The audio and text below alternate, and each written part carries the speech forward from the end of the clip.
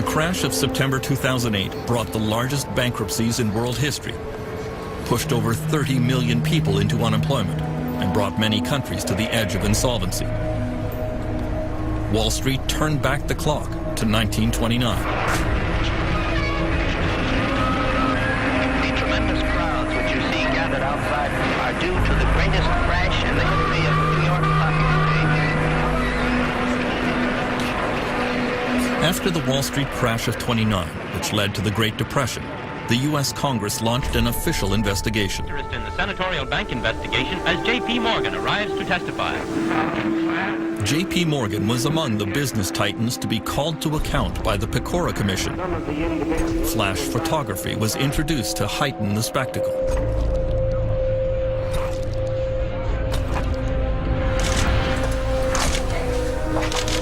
In 2010, the same model is followed for a new investigation of a new financial collapse.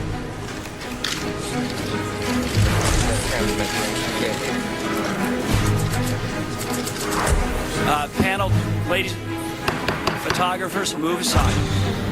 Former California Treasurer Phil Angelides is chairman of the Financial Crisis Inquiry Commission. I'm honored to welcome you as we start this series of public hearings into the causes of the financial and economic crisis. He has taken sworn testimony from a parade of government and bank officials, trying to get to the bottom of what really caused the 2008 meltdown. The consequences of this financial crisis have been grim also. 27 million Americans who are either out of work, can't find full-time work, or have stopped looking for work.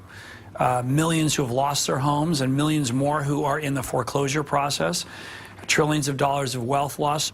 I think one of our jobs is to try to rationally explain to people what the heck happened. People want to know.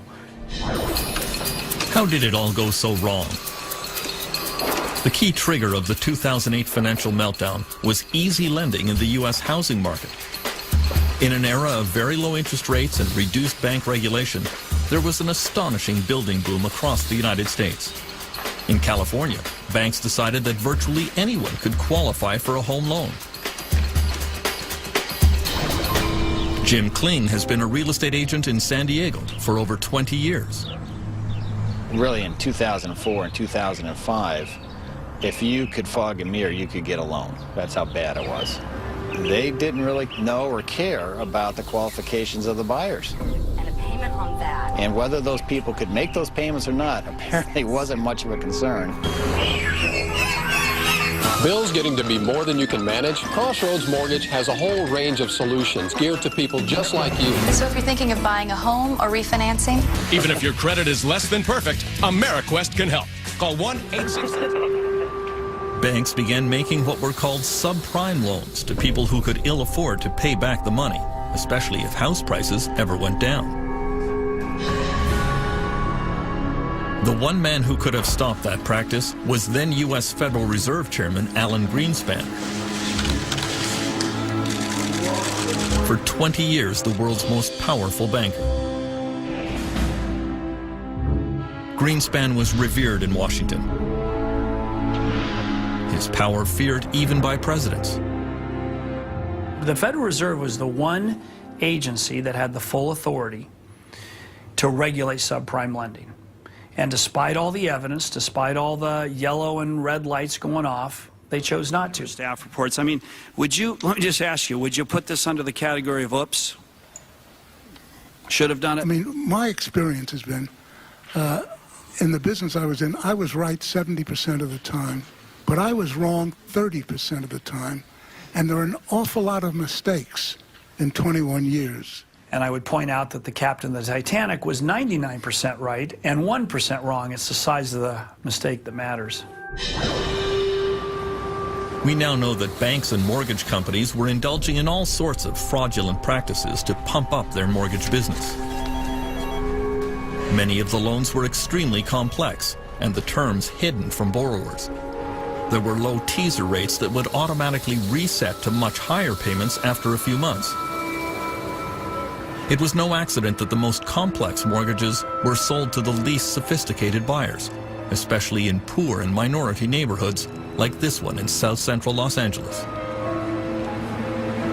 So as you go about your daily work and your daily business, Congresswoman Maxine Waters has represented the district for 19 years in the U.S. House of Representatives.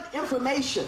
You know, I've seen mortgages that were given to 70-year-old people who were on a fixed income, whose income was never going to increase, but that mortgage was going to reset within a few years. Where was that money going to come from? I've seen mortgages that I think are criminal. Angelo Mozillo was the undisputed king of the U.S. subprime market. He is called the Golden Boy because of his permanent tan and because at the height of the subprime real estate boom, he was making about $100 million a year. Everybody wanted to own a piece of real estate to get into the game. He became the darling of business magazines with a slew of fawning profiles of his rags to riches story. He always claimed that he was a friend to the poor and that his lending practices were helping scores of Americans attain the dream of home ownership.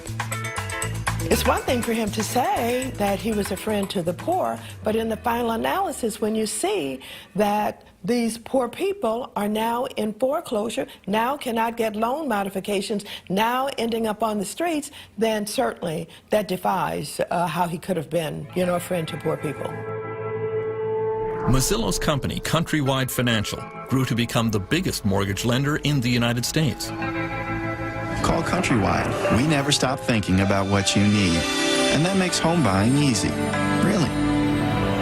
Countrywide was sold to Bank of America and almost immediately plunged in value. Angelo Mozillo was placed under investigation by the Securities and Exchange Commission. The SEC uncovered very damaging private emails in which Mozillo expressed his true feelings about the dangerous subprime mortgages he was peddling. He wrote, "In all my years in the business, I have never seen a more toxic product." At the same time, Mozillo was publicly reassuring all his investors and clients. Countrywide views the product as a sound investment for our bank and a sound financial management tool for consumers. It does appear that there was a private view of the markets, and there was one that was espoused to borrowers, rating agencies, the investing public. The SEC has now charged Mozillo with insider trading and securities fraud. Lenders like Angelo Mozillo really didn't care if people ever paid their mortgages because those loans did not stay on the mortgage company's books. Mortgages were bundled together with other loans from across the country and moved to Wall Street. There, they were packaged up into complex new financial products.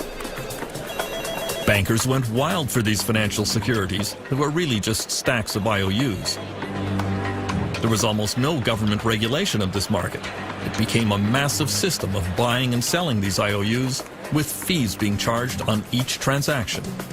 It was just all a way to make fees and to package up these streams of supposed cash flows and sell them off to investors. I mean, for a while there, anybody who touched a mortgage made money. It was like the most perfect product. I once had this view that when people started talking about toxic assets, that somehow they were like a good piece of fruit that had turned bad.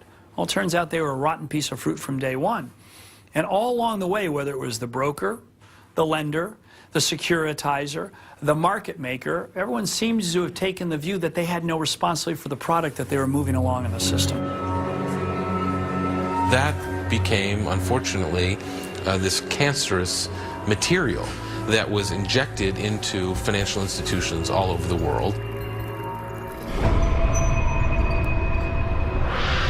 One of the first places these toxic products landed was the financial district of London, England, nicknamed the City. There was a golden age here in the years before the meltdown. Garrett Anderson arrived in the city as a young trader in 1996. He had been a hippie selling trinkets on the beaches of India until his older brother found him a job in a London brokerage. I literally didn't know what the city was. I mean, I kind of was aware that there was a stock market, and I said, well, why? I mean, you have to wear a suit and things like that. And he said, I'll tell you why. It's quite simple. You'll have about £300,000–400,000 within about 4 or 5 years, and then you can go off and live the life you want to live. Since the selling of trinkets wasn't going down too well, I thought, why not? I had no idea about finance whatsoever. I didn't know what a PE ratio was. I didn't know what a yield was. When you're in the city, all you have to do continually is present a view and present it strongly and pretend you believe in it. It was all about schmoozing clients, taking them to strip joints, taking them to bars, getting that company credit card out and really giving it a bash. The wild atmosphere in Britain was brought about because Chancellor of the Exchequer Gordon Brown was easing financial regulation there. He called his new approach the light touch. We will advance if there is light touch regulation, a competitive tax environment and flexibility. Well, Gordon Brown light touch was an effort really to make the City of London the world's greatest financial centre. And it meant giving the financiers, giving the bankers a very free hand in the marketplace. Paul Martin was Canada's finance minister in those years. He says deregulation came about because of a competition between New York and London to become the financial capital of the world. The race to become #1 was very, very important. But how do you attract the financial industry? Well, the most logical way is what they call regulatory arbitrage, which simply says, let's gut the regulatory system, and therefore more people will come. But the prevailing culture was one that the markets always go up. It was an easy way to make money, drinking champagne, fat cat analysts. It was a joyous time. Everywhere you looked, there was great big new offices being put up, statues being put in the forecourts, people building great monuments to themselves in terms of the buildings they occupied and the way that they behaved. By 2004, Geraint Anderson was making a salary of $300,000 a year, plus an annual bonus of $700,000. He was invited onto business television shows as an analyst. Strong. We had profit before tax growth of 9.5%. The whole game is increasing your bonus. You don't go into the city to do the world some good. You go there to make money as quickly as possible. And if that means lying, cheating and stealing, that's what you do. Regulators and politicians are just deemed to be idiots. It's all about we will thrive with light touch regulation. And that, of course, is exactly what Gordon Brown was encouraging as Chancellor of the Exchequer. And interestingly, he calls my precise period in the city the age of irresponsibility. But it was partly to do with the fact he just said anything goes. And, to me, it's just obvious. The way people were behaving was a rational way of behaving in the context of the bonus system and the lack of regulation. Before long, the Anglo-American risky financial model was spreading around the world, from Iceland to Dubai.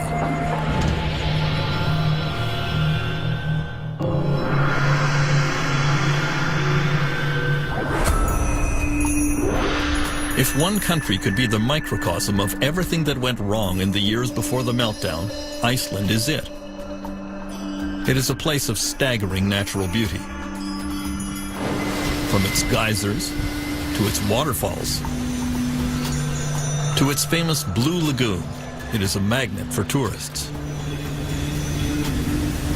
One thing Iceland was never known for was banking and high finance, at least until a few years ago. Iceland was transformed through the ideas of one man, longtime Prime Minister David Oddsson. He decided to shake Iceland out of its social democratic past and remake the country according to his free market principles. He surrounded himself with like-minded admirers. David Oddsson is somebody who fulfills the two criteria that Machiavelli puts up about political leaders. He is cunning as a fox and he is courageous as a lion. David Oddsson wanted to privatize almost everything touched by government. Iceland's #1 resource industry has always been fishing. Oddsson parceled up the country's fishing grounds and passed them off to big ship owners. On Egil Helgason's popular political TV show, the reaction was disbelief. For many people, this would sound as it's almost surreal. You take the fishing grounds, the fish that swims in the sea, and you give it to a bunch of people who own ships for good. This is the main resource of our country. This was the beginning of what came later. In 2003, Odson made his most controversial privatization. Some of the biggest banks in the country were auctioned off in suspicious circumstances. Coincidentally, they ended up in the hands of some of David Odson's closest friends. Mr. Odson's friends were father and son who came from Russia with some money they had made from shady dealings in the brewery business in St. Petersburg. And suddenly they found themselves to be the owners of the oldest bank in Iceland. These guys didn't know the first thing about banking. In retrospect, they're either greedy criminals or complete fools. The newly privatized Icelandic banks embarked on an orgy of dangerous financial practices. Bankers sold securities back and forth to each other at vast markups that falsely inflated their value. All Icelanders were encouraged to buy a house, or even two. The central bank lowered interest rates, flooding the country with easy credit. As in the United States, this triggered an unprecedented real estate boom. Icelanders living and working abroad came home to take advantage of the wild market. I lived in the UK till 2003, 2004. When I came home, I bought a flat for 9 million kroner here downtown, almost close to where we are now. 1.5 years later, I sell it for almost 15 million kroner. I'm like, hey, what's going on? I've done nothing to this flat. And here we are, 6 million kroner in my pocket, just for keeping it for 1.5 years. And of course, when you're benefiting from it, you're sort of, okay, well, this is great. There's a saying now, if something is extravagant, oh, this is so 2007, you can't be serious. 2007 is having Elton John in your 50th birthday party, as one of the business tycoons did. People just went too far. People took one loan too many. People bought one car too many. Iceland was not alone in its reckless financial planning during the boom years.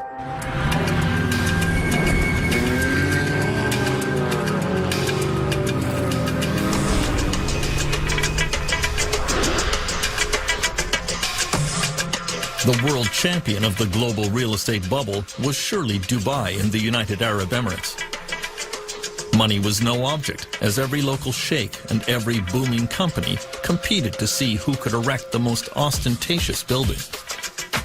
No idea was considered too outlandish.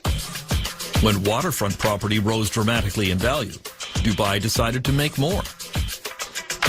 Ships vacuumed sand off the ocean floor to make the famous Palm Islands. On them were built an endless line of luxury condominiums and hotels that were snapped up by wealthy investors from across Europe, Africa, and the Middle East. Canadian Robert Lee went to work for Dubai's leading real estate company 10 years ago. Dubai in its heydays, we used to call the sales center the fish market. It's, you know, people could come and would say, give me an apartment, any apartment, I don't care what, 2 bedrooms, 3 bedrooms, just give me an apartment. Because in a way, people were buying options, because most people were buying things with zero intention of actually living in it. So they were buying coupons to resell it to somebody else. We'd be selling $1 billion worth of real estate in one day. All of this flowed from the vision of one man, Dubai ruler Sheikh Mohammed bin Rashid Al Maktoum. When he saw the first plans for what would become the world's tallest building, the Burj Khalifa, he had only one comment to the developer: make it bigger. I was silly to suggest a 90-story building, and the meeting was very short. He just left. But you know, I've been with him a long time, so I went again to the design studios, and then we put something really marvelous, and his question was, how much higher than anybody else? I said, it's about 40% plus. He said, great. He called me the next day and he said, where are the cranes?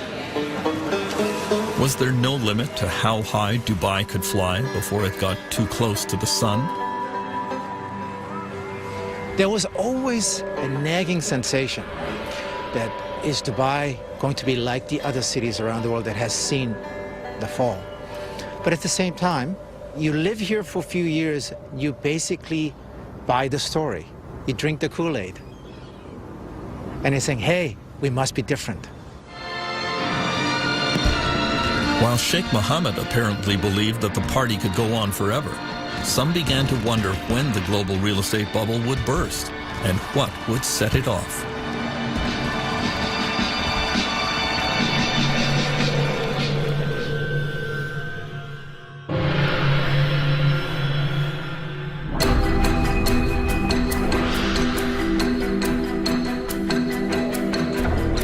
The man who would become the central actor in the meltdown took his position on the stage in 2006. Former Goldman Sachs CEO Hank Paulson was one of the toughest of the Wall Street titans. Then he accepted the invitation of George W. Bush to become the U.S. Treasury Secretary. It was a controversial choice. Paulson was not universally loved on Wall Street. He was probably the nastiest guy of all of them.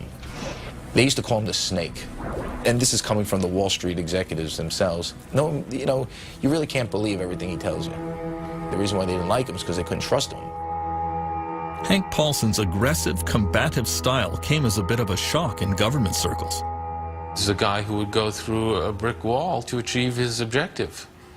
Leopard doesn't change his spots. I mean, you know, why do scorpions sting? They sting because that's their nature. And, you know, Hank Paulson didn't change his nature when he went to Washington. Shortly after Hank Paulson arrived in Washington, the prices of California houses began to slide.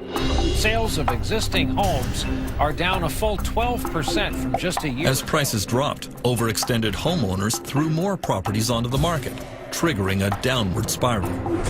Hank Paulson called me and started talking to me about subprime mortgages in the United States.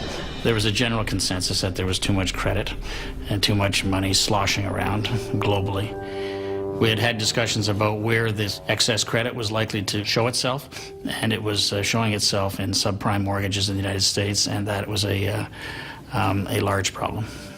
Ça devrait se faire à partir de 14 heures. Although few seemed to realize it, the world was now infected with the toxic financial products that depended on the U.S. real estate market.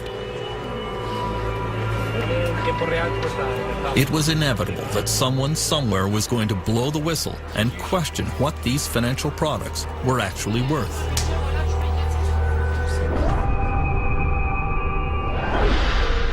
As it happened, the alarm sounded in Paris in August 2007. The giant French bank BNP Paribas discovered that many of its investment funds were filled with toxic U.S. securities.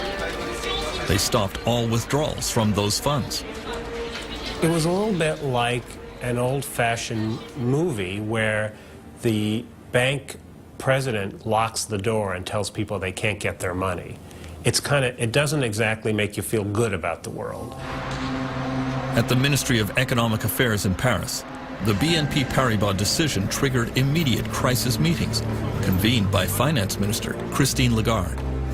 Ça a commencé de manière très dure, je m'en souviens très bien, parce que c'était interruption de vacances immédiate, retour à Paris et discussion immédiate avec les banques sur ces conduits qu'elles étaient en train de fermer en raison d'un début de fissure dans l'édifice financier. If BNP Paribas couldn't value their securities, then one started asking how many other companies couldn't value their securities. How did anyone know what the value of asset managers were, or even banks? Because, of course, banks were holding the same securities. And so suddenly faith in some of the foundations of 21st century finance began to crumble. In September 2007, as cracks were appearing in the foundations of the global economy, the titans of the Anglo-American financial system began to tremble. First up was Britain's Adam Applegarth, a true superstar in London's business class. Applegarth had it all. He joined an obscure bank called Northern Rock in 1983 and had a meteoric rise, becoming CEO of the bank in 2001. Oh, he was a brilliant fellow, full of himself, full of confidence, felt he could do no wrong, loved the idea that he was become a transatlantic jet setter. He'd go over to New York to arrange the next tranche of securitized debt, and felt he had a model which was much better than everybody else. He didn't get it. He didn't get that he'd developed an unstable model and that if the wholesale markets went wrong, his bank would fall off a cliff very, very fast, which is exactly what happened. Good evening. One of Britain's biggest mortgage lenders, Northern Rock, is applying to the Bank of England for emergency financial support. BBC News has learned that the bank... Within hours of the BBC bulletin, worried Northern Rock customers lined up to get their money out. Maybe it's safe, maybe it's not, but I'd rather know that it was safe. I'm just going to go put it in my bank and then... And I've taken all of my money out.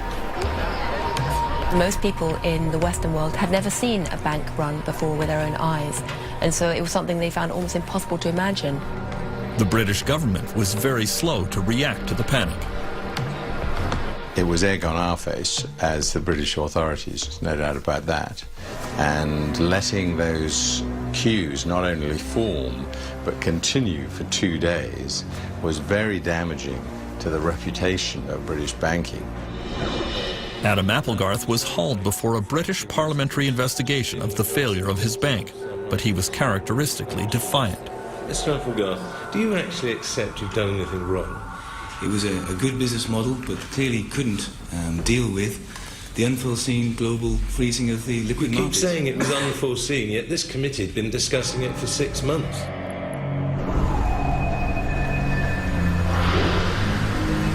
The Northern Rock crisis in Britain could have been taken as a serious warning on Wall Street, but it was not.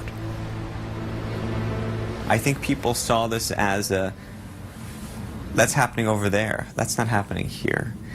I think that the sense of interconnectedness was not realized until the very last moment. Wall Street did not really start paying attention to the growing international crisis until one of its own megastars began wobbling in orbit, the flamboyant head of one of America's oldest and biggest banks.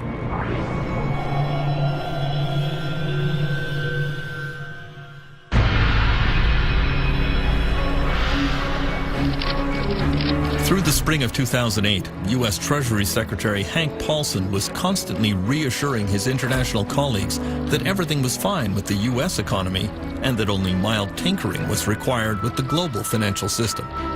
In private, French Finance Minister Christine Lagarde advised her friend that he was being very foolish. Je lui ai dit, Hank, on voit le tsunami qui nous arrive dessus et tu es sur la plage en train d'hésiter sur la couleur du maillot de bain qu'on va porter. The first major U.S. casualty of the financial crisis came with the dramatic fall of one company and one man, the richest CEO on Wall Street. Jimmy Cain was a legend. He had come up through the ranks to become president and chief executive officer of America's fifth largest investment bank, Bear Stearns. He was famous for his backslapping, hard drinking, and high living style. Jimmy is really out of central casting. I mean, I've described him as an amiable rogue. I mean, he's definitely can be quite charming, definitely can be quite ruthless, has a twinkle in his eye, and I think that combination of ruthlessness and charm, that people get to the top with that combination. Jimmy Cain was a flashy risk-taker in business and in his personal life. In 2007, he was worth over $1 billion, and he wanted everyone to know it. Every Thursday afternoon after the stock market closed, he would board a private helicopter a few blocks from his Manhattan office and fly off to his country house on the Jersey Shore for weekends of bridge and golf. He did have one troubling habit that would come back to haunt him. He used to brag about smoking pot. I'm in the elevator of Bear Stearns, and it was 2004, 2005, and Jimmy Cain tried to hand me what looked like a joint. I'm not kidding. Cain's pot smoking became public at the worst possible time for his firm. In the fall of 2007, Bear Stearns' risky bets on mortgage-backed securities began to go wrong. The firm started to hemorrhage money. Then in November, the Wall Street Journal carried a front-page story which portrayed Jimmy Kane as an absentee landlord who was always out of touch at either golf games or bridge tournaments while his firm was in crisis. To top it off, the journal publicly revealed his taste for marijuana. Joe Kernan, who's my colleague on CNBC, says, "Hey, Charlie, what do you think about that hatchet job that the Journal just did on Jimmy Kane?" And I don't know why I did this, but I started imitating smoking a joint. Force issue, but also apparently, that whole bit. Little smoke and a little what did he pot say? there. What is it? 2 minutes later, my cell phone rings, and it's Jimmy Kane screaming at me. And he's like, "What are you doing? I don't smoke pot." I said, "Stop it. Stop it." I said, "Listen, who cares? I mean, you're not breaking the, it's kind of a harmless crime. Why don't you just laugh it off?" And I'll never forget what he said to me. He goes, "Laugh it off. You try to laugh it off. You're not running a company." Jimmy had made a lot of enemies on Wall Street. It's a very competitive Darwinian place. If they smelled, chum in the water, the sharks are going to circle. In January 2008, Jimmy Kane was forced out of the CEO position and became an unpaid chairman of the board at Bear Stearns, but the firm continued a downward slide. It had more exposure to toxic financial products than any other Wall Street firm. Kane had left a ticking time bomb behind him, and it exploded in March 2008. Rumors swept the financial world that Bear Stearns had liquidity problems, trouble raising cash. When Hank Paulson heard the rumors, he told his Washington staff this will be over within days. He knew that Bear's clients would immediately pull their cash out of the bank, causing it to collapse. We have some breaking business news tonight. The storied investment bank Bear Stearns is reportedly close to selling its... Paulson was right. On Sunday, March 16th, Bear Stearns was taken over by rival J.P. Morgan in a deal bankrolled by the U.S. government. Just 1 year earlier, Bear's share price had been a lofty $170. Get this, it's valued at about $2 a share in this deal. $2 a share just last year. People thought it was a typo. Bear stock had traded, in the 30s or 40s. The closed in the previous Friday, and so, the idea that it would be worth $2 a share was impossible to fathom. Okay, can I ask you one question? No. Do you think that In May 2010, when Jimmy Kane was summoned before the Financial Crisis Inquiry Commission to account for the collapse of his bank, he seemed to suggest it had nothing to do with him. Kane presented Bear Stearns as a victim of market hysteria. The market's loss of confidence, even though it was unjustified and irrational, became a self-fulfilling prophecy. When I hear a lot of the people who come before us, I'm struck by the extent to which all the fingers point away from themselves. And I'm struck by the extent to which so many people on Wall Street somehow do not draw a correlation between the actions and activities and the risks they were undertaking and the crisis that occurred. Most world investors took exactly the wrong message from the bailout of Bear Stearns, that some banks were now considered too big to fail. The key message that emerged after the Bear Stearns bailout was that no matter what happens, the American government, and in fact it was presumed the European government, will not let a big bank go bust. For some on Wall Street, it was obvious that the next domino to fall would be America's fourth largest bank, the venerable Lehman Brothers, run by one of the most feared and ruthless men in the United States.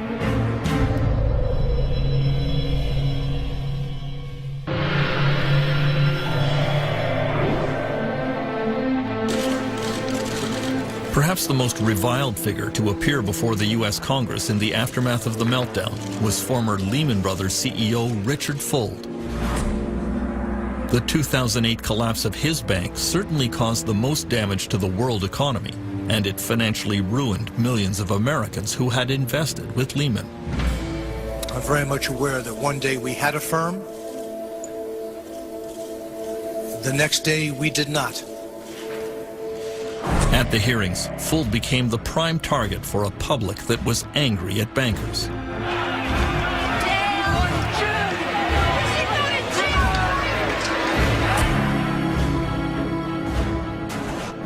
Dick Fuld had spent his entire career at Lehman Brothers, starting at the bottom and clawing his way up the ladder. In later years, he assumed all the trappings of unfettered power. His word was law, his judgment never to be questioned. There was a huge cult of loyalty to Dick Fuld as the chief executive of the firm. People, on the one hand, admired what Dick Fuld had achieved, but secondly, this was not an organization where you, as a matter of casual incident, decided it was a good idea to disagree with Dick. The way he created Lehman Brothers, it was almost a cult of personality. The personality was his personality, which was, it's us against them, we're going to fight everybody, and we're going to win. Dick Fuld was determined to intimidate anyone who might cross him. In this internal Lehman UK video, he was angry that some traders were driving down his stock price. But what I really want to do is I want to reach in, rip out their heart, and eat it before they die. I think in the tape there's a sort of nervous laughter in the auditorium. I think that sort of reflects quite a lot about how people within Lehman saw Dick. On the one hand, it sounded at one level amusing, and then you sort of thought to yourself, I suspect if you're in that audience, the really scary thing is he sort of could probably do it. Lehman Brothers entered its death spiral on September 11th, 2008. The stock was plummeting. Dick Fuld was advised that it was time for a fire sale of his corporate assets, but he resisted. Telephone records show that U.S. Treasury Secretary Hank Paulson spoke frequently with Fuld, but he felt his message was not getting through. He was definitely exasperated with Dick Fuld. I think everybody was. He seemed to be unable to recognize the gravity of the situation his firm was in and unable to do the things that were needed. On Friday, September 12th, Hank Paulson decided that it was time for drastic action to save Lehman Brothers, but he did not want to authorize another government bailout. He flew to New York on his private jet and summoned all the Wall Street CEOs to an emergency meeting at the New York Federal Reserve Building. You know, the fire alarms are going off. The tornado siren is going. And so when the chief of police and the chief of the fire department says we need the heads of all the major employers in our town to come together to come up with a plan, you come. At 6 p.m., Hank Paulson started that secret meeting with America's leading bank CEOs. Jamie Dimon of J.P. Morgan, Lloyd Blankfein of Goldman Sachs, John Thain of Merrill Lynch, and John Mack of Morgan Stanley. I began working on a plan. Paulson told them that they all knew why they were there. Without their help, Lehman would not open for business on Monday, and the consequences for everyone sitting around that table would be disastrous. Across town, Dick Fuld was astounded that Hank Paulson had not invited him to the crisis meeting. Here his company is basically being carved up, and he's not allowed to be there. He's calling and they're not returning his calls. Inside Lehman Brothers, there was an air of unreality. The firm had been in existence since 1850. They had survived the Great Depression of the 1930s. They had survived the 9/11 attack that destroyed their offices in the World Trade Center. Surely they could survive this. Tonight, one of the biggest investment firms is in serious trouble. Lehman Brothers with a Lehman Brothers stock has been plummeting along with confidence in its ability to survive. These people have been through it before. They were going through it again. Do you know what? The rest of the world hates us, but that's okay because we're going to emerge on top here. And I believe that was what was persisting at Lehman Brothers right until midnight on the famous weekend. I don't think anyone really at the senior management believed it was going to happen. On Sunday, the bankers finally came up with a private sector plan to save Lehman Brothers. The company would be divided in two. The solid assets of Lehman would be purchased by Barclays, a British bank. The American bankers agreed to take over the questionable parts of the company. Just as everyone was about to celebrate, word arrived that the British government would not approve the deal. Hank Paulson placed an emergency call to British Chancellor Alistair Darling, but couldn't budge him. I understand Hank Paulson's problem. He had to sort out Lehman's problem, and we had, the conversations we had were very amicable, and we understood each other's position. But I was quite clear. I could not agree to something where the British taxpayer was taking on a liability that people didn't fully understand. Paulson hung up feeling deflated and frustrated. He announced to everyone in the room, "The British screwed us." objectively, this deal was never going to happen. And the most striking thing about this whole story is how little effort the Americans gave to talking to the British authorities until literally the last minute. Paulson knew Lehman's failure would bring financial catastrophe. Millions of people around the world would lose their savings and pensions. At this moment of maximum tension, Hank Paulson had a panic attack. He slipped out of the room and called his wife.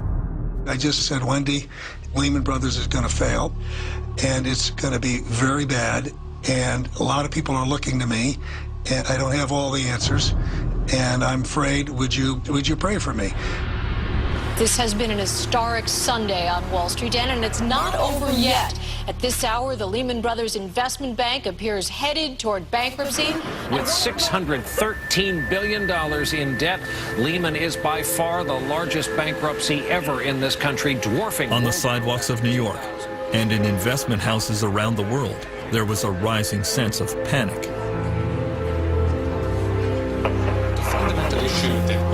One who felt it was Mohammed El Arian of PIMCO in California, among the world's largest institutional investors with $1 trillion under management. I remember calling my wife and telling her, go to the cash machine, take cash out, because I'm not sure whether the banks are going to open tomorrow. There was a feeling that the system was incredibly fragile, that the unthinkable was clearly thinkable. Lehman Brothers officially declared bankruptcy at 2 a.m. There was widespread fear that could trigger a chain reaction that would take down the world banking system. At the New York Federal Reserve, then President Tim Geithner told his staff to prepare for the crash landing of Lehman. He told them to put foam on the runway. The problem is they didn't put nearly enough foam on the runway, and there were all sorts of unintended consequences.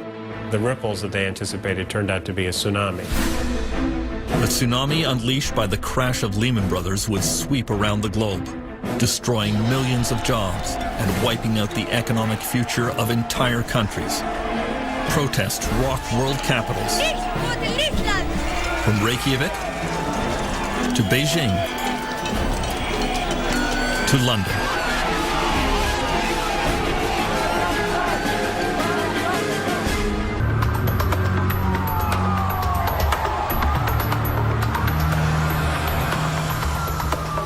Sometime during the night of September 17, 2008, the world financial system went into cardiac arrest.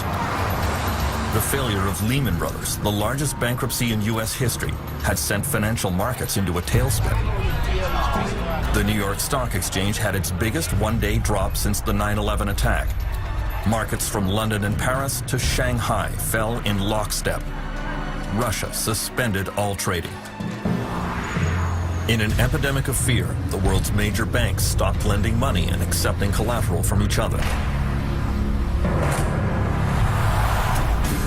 The next morning, at precisely 10:15 a.m., President George W. Bush stepped out of the Oval Office to try and reassure the public.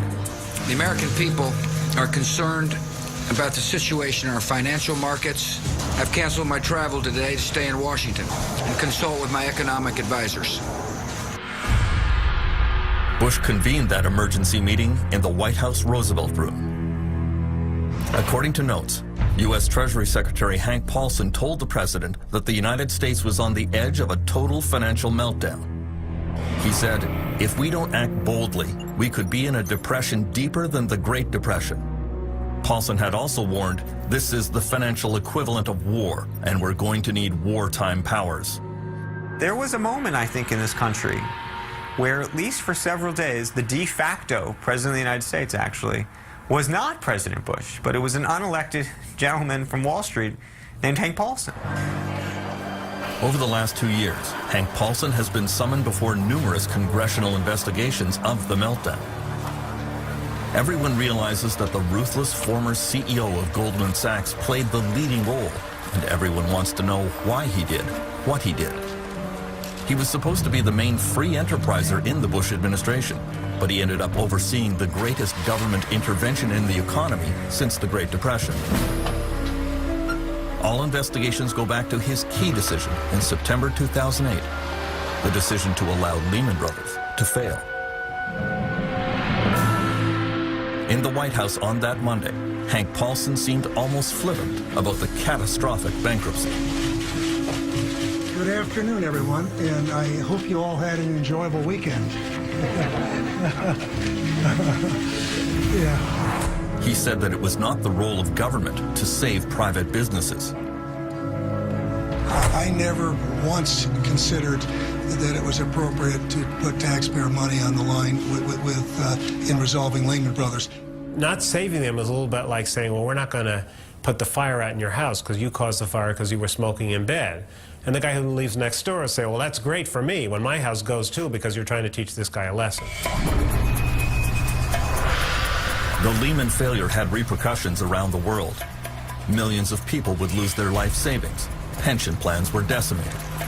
French Finance Minister Christine Lagarde would play a key role in the crisis. Although she was a close friend of Hank Paulson, she publicly called his Lehman decision horrendous. Vous savez, je l'ai dit pratiquement le lendemain matin de la décision. J'ai été à l'époque bien seul et parfois un peu critiqué. Je persiste à penser que c'était une mauvaise décision. Soudain, l'ensemble des établissements bancaires ont compris que personne n'était à l'abri et que toute banque pouvait tomber. À ce moment-là, l'ensemble des banques ont considéré que toutes leurs contreparties étaient en risque, peut-être, et elles ont bloqué tous les circuits de financement. Donc le crédit a cessé de fonctionner à ce moment-là. The immediate impact came in London, where the Lehman Brothers UK office had to instantly shut down operations. A lot of Lehman's trading was done through its subsidiary in London, and every Friday it would send all its cash back to New York. So on the Monday morning in London, there was no cash. The holding company had gone into Chapter 11, and there wasn't a penny to pay the staff. And that was about the worst way you could possibly close a bank. And so you had these pictures of staff just leaving with boxes full of files. The uncertainty on day one was huge and very damaging. Excuse me, sir, how are you feeling? How do you think? So all of these investors, not just in Europe and Asia, but in the United States and everywhere, all of a sudden have no access to this cash, no access to any of these assets, and have to start selling down their own assets at fire sale prices. And they're getting margin calls, and it's producing this sort of vicious circle. And that was something that I don't think anybody, both among the regulators and even the Wall Street CEOs, appreciated was going to be the reaction. In international financial markets, there was rising panic. It began to look as if many other banks could follow Lehman into the abyss. There was great uncertainty, too, about where this was going to end. There was really gut-wrenching uncertainty, and that is hard to accept. I mean, you deal with it, but you kind of go, where is the bottom here? Many governments blamed the United States. The U.S. authorities have not got a grip on this. They're losing control, and I think you saw that in the trade credit. Suddenly, it was impossible to get trade credit, and literally from that week, you see this dramatic downturn in world trade. And of course, we were hit by that. We're a trading country, so the collateral damage was huge. All eyes turned to Hank Paulson to see what the U.S. government would do next. He was not always clear about his intentions. I don't know if you've read it yet, but we had said that we welcome. He's not very articulate. He has a hard time explaining what he's doing. He seems to be very impulsive. He's constantly on the phone barking orders. He's impatient. He drives his people very hard. He understands very quickly how severe the financial problems are, but I think he muddles the message in ways that may make it worse because it's very confusing. He says one thing and does another, and then he changes his mind again. Paulson's ability to reverse directions came to the fore in the next crisis he confronted: the near collapse of the world's biggest insurance company, AIG. It emerged that the dealings of one obscure executive at AIG threatened the entire world financial system. His name, was Joseph Cassano. Cassano lived in the most exclusive neighborhood in London, England. Every morning at 7 a.m., the 53-year-old American executive would hop on his bicycle for the short trip to the office. He may have dressed like a bike messenger, but in fact he was the head of the financial products division of AIG. He had moved to London because the kind of trading he did was banned in the United States. Cassano would insure companies against the failure of their business partners. It was a very risky thing to do. But in conference calls with investors, he claimed that it was a no-lose proposition. It's hard for us, without being flippant, to even see a scenario that would see us losing $1 in any of those transactions. Joseph Cassano's bet was that a lot of banks and mortgage companies around the world could never fail all at once. Of course, the downside was that if for any reason those products started to misperform, if the housing market crashed in a way that people hadn't seen in living memory, then of course AIG would face a very big bill. But Cassano, like many traders, didn't worry too much about that. And the terrible truth was that inside AIG, very few people other than Cassano himself and his particular unit had any idea what AIG Financial Products was up to. In September 2008, when many banks around the world began collapsing, Cassano's risky insurance scheme pushed AIG to the edge of bankruptcy.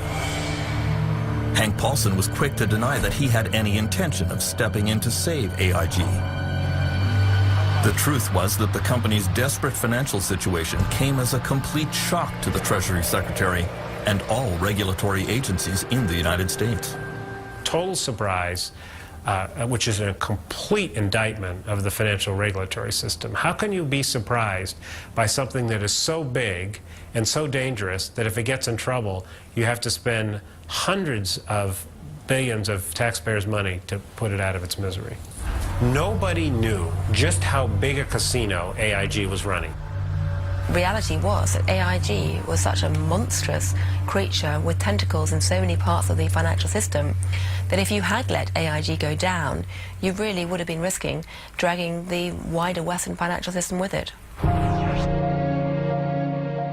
In the end, Paulson bowed to the inevitable and saved AIG with $85 billion of taxpayer money. Well, I think there was this sense of shock that AIG was being saved. I think also a sense of relief. I do think that at that point, people didn't realize how bad things really were, but thought that, boy, if AIG went, we would be in a lot more trouble. Can I ask you a question, please? Joseph Cassano was fired by AIG, but he walked away with $315 million. Sorry, we have no comment. Thank you.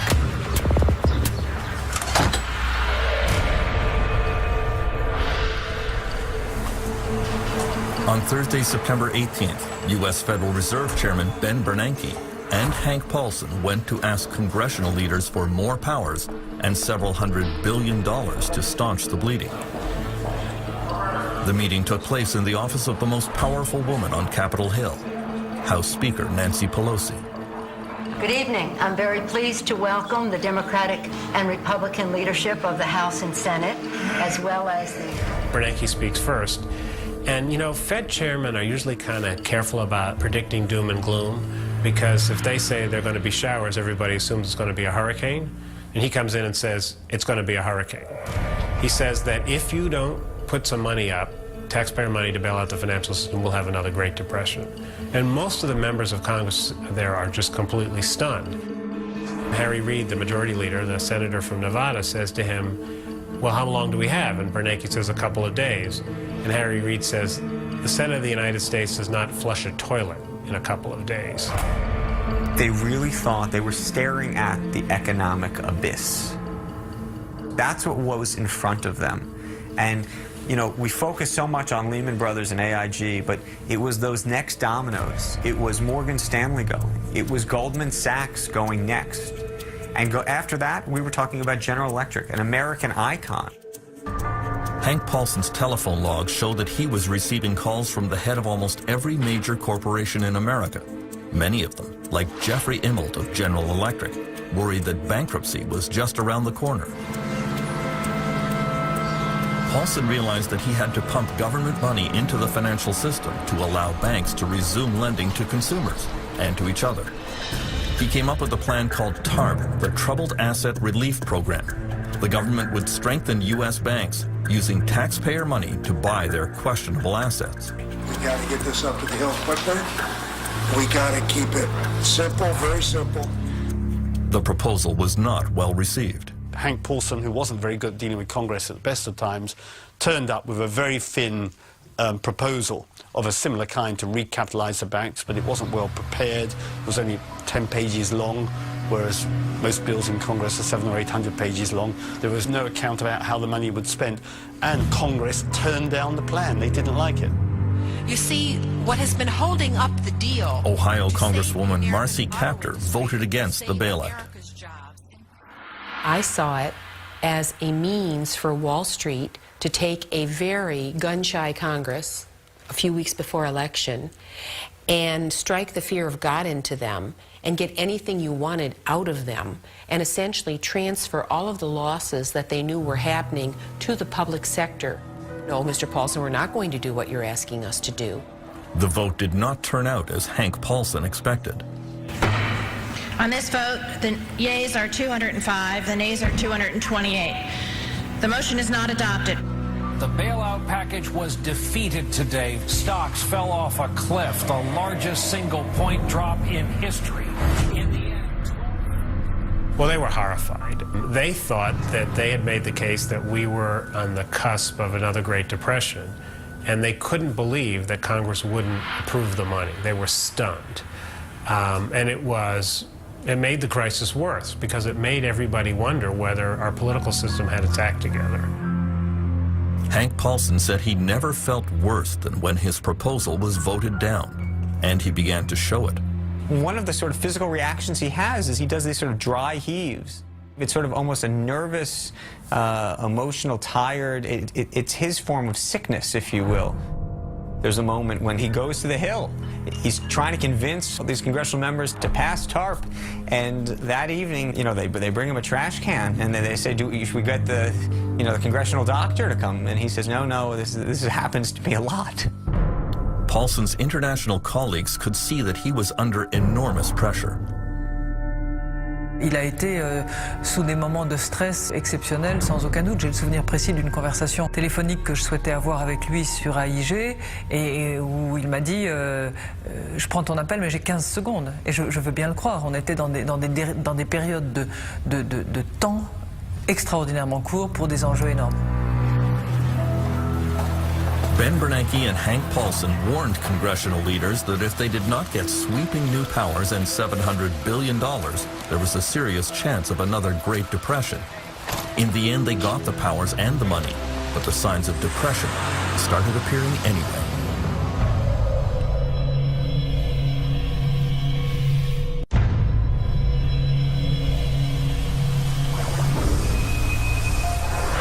In the last few months of 2008, signs of economic depression appeared in many parts of the United States. There were over 1 million home foreclosures, the greatest share in California. 2 years later, the foreclosure rate is still increasing.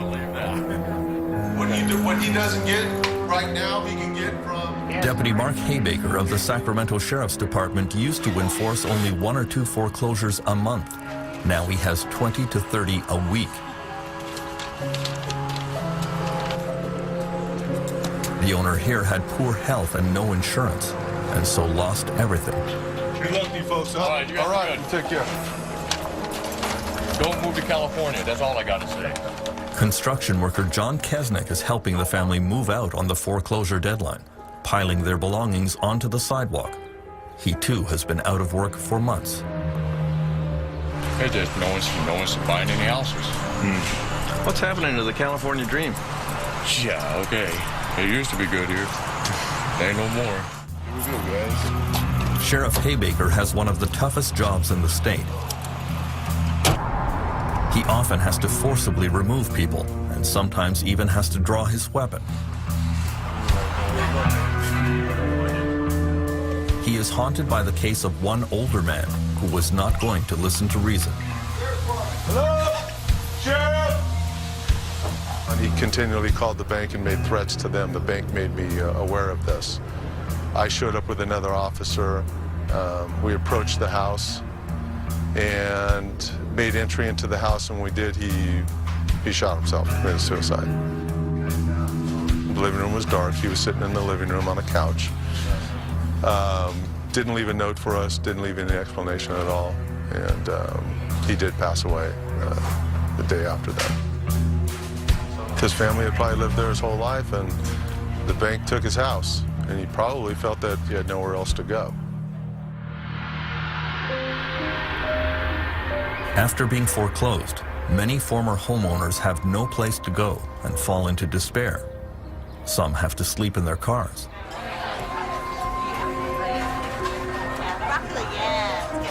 Single mothers Nicole O'Connor and Audrey Shrivener have just found places in the St. John's Women's Shelter in Sacramento. Both had been living in their cars for weeks with their children. Audrey has also been battling cancer.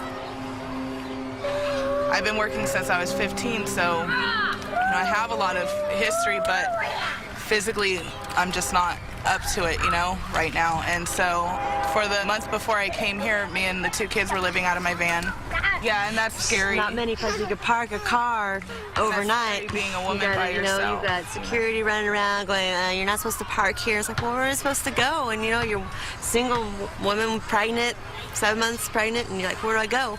Where do I go? I'm not used to living on the street because I didn't know where to turn. You just cry. You're in a small van, and you just want to cry all night, and you just don't know where to turn.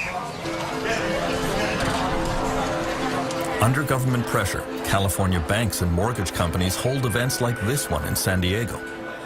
Homeowners facing foreclosure are offered one last chance. They line up to talk one more time with bank officials, but there is little room for negotiation. It is exasperating for homeowners like Jack, who did not wish to provide his last name. They don't do any favors for anybody. It's all about money. They don't care about people. They could send them home, make them homeless, put them in the street. They don't care if they're elderly, disabled, people who lost their jobs or had a health condition or mental health condition. They could care less. They could care less. It's only in America. Rob or feed the rich. That's how it is in America. The actions of banks during the financial crisis raised the ire of many U.S. politicians. They don't return your phone call, or they put you through so many hoops that you get so confused that you just give up. And that's the whole idea. Wear you out. Make it confusing, make it very intimidating, and you'll walk away. And then someone else ends up owning that property, not you. So you've lost everything that you've invested in.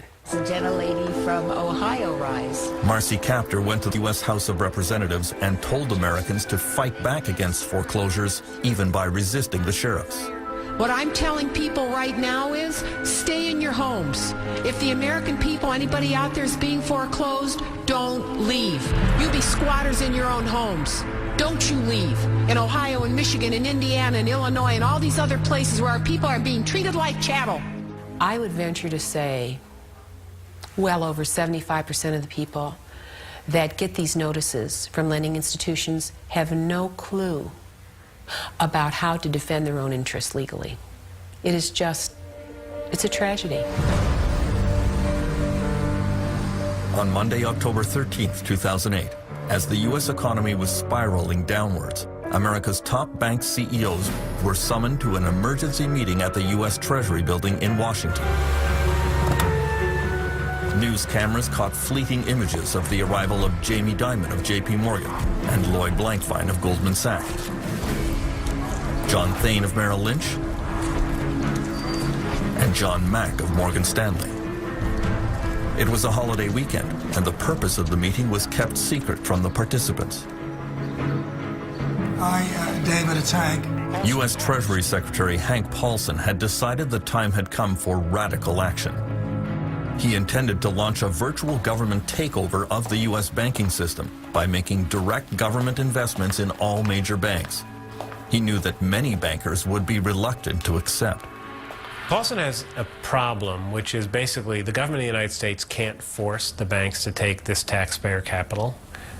He wants them to take it because he wants to put capital into the weakest banks, and he wants the financial system to have more capital, because if it doesn't have more capital, it's going to shrink, and that's going to hurt us all. So he has to use his forcefulness to make them feel like none of them have a choice. And he does. The bankers knew that if they accepted the money, they would also have to accept a lot more government interference in the way they ran their businesses, right down to the size of their bonuses, something they desperately wished to avoid. In the end, each of the 9 CEOs present signed a hastily drafted single sheet of paper. $10 billion of government investment for Merrill Lynch, $10 billion for Goldman Sachs, $25 billion for JP Morgan, $250 billion in all. To Hank Paulson's own surprise, they capitulated much more quickly and easily than he ever imagined. Literally by 4 or 5 in the afternoon, it was done. Nice suit there, buddy. Try not to steal any more money. The biggest welfare check in history had been paid to Wall Street.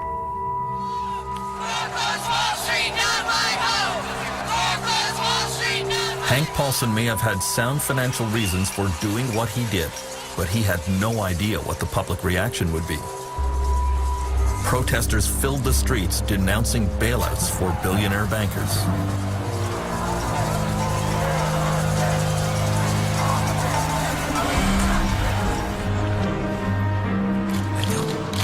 Paulson is still under fire for his handling of the financial crisis.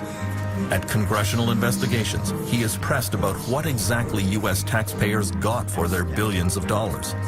Ohio's Marcy Kaptur is determined to hold him to account. Well, you know, I wish you'd gotten a better deal for the taxpayers. You certainly got a good deal for a lot of your former clients. I think if you look at what the taxpayer is going to make on a number of these companies, it will have been good. But the biggest advantage to the taxpayer is what didn't happen. And that we did not have a collapse. We did not have double the number of foreclosures in Ohio. And oh, they're happening, Mr. Paulson. You ought to come and visit us in Ohio and see the results of your handiwork. Well, I know how terrible it is. I'm just telling you it would have been worse. That's your best argument. That's not good enough. You probably don't agree there was a crisis. I agree it was a crisis of your making for very... The gentlewoman's time has expired. The economic collapse of 2008 quickly spread to Europe, and so did the rage against bankers and politicians.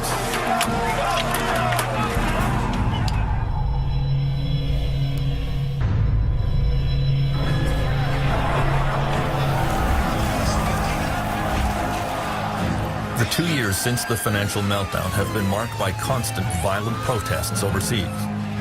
Police have fought pitched battles with demonstrators in London, in Italy, and in Lithuania. Protests in Greece began with farmers and quickly spread to civil service workers and students, all of whom are facing severe funding cuts because of the meltdown. From the very start, European governments stumbled in response to the turmoil. Conflicts first appeared at this meeting in Paris on October 4th, 2008. Banks in Britain and France had already started to collapse, but Europe's leaders couldn't agree on what to do about it.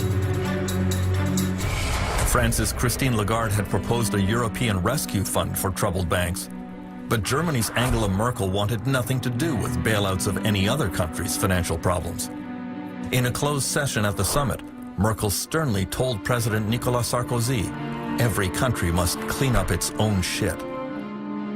Ironically, that very day, a German mortgage lender suddenly needed a massive government bailout, and it was Merkel who had to write the check. A French newspaper quoted Sarkozy's gloating. Merkel told me each to his own shit, and then she ends up in it. Maybe the meeting failed, but it was not my failure, it was Merkel's. She fell into her own trap. The whole affair was not a great advertisement for European unity. Mais c'est pas un drame. C'est pas d'aujourd'hui que l'on ignore qu'il y a une culture anglo-saxonne, que l'Allemagne a sa propre organisation hollandaise et que les pays méditerranéens peuvent avoir d'autres idées.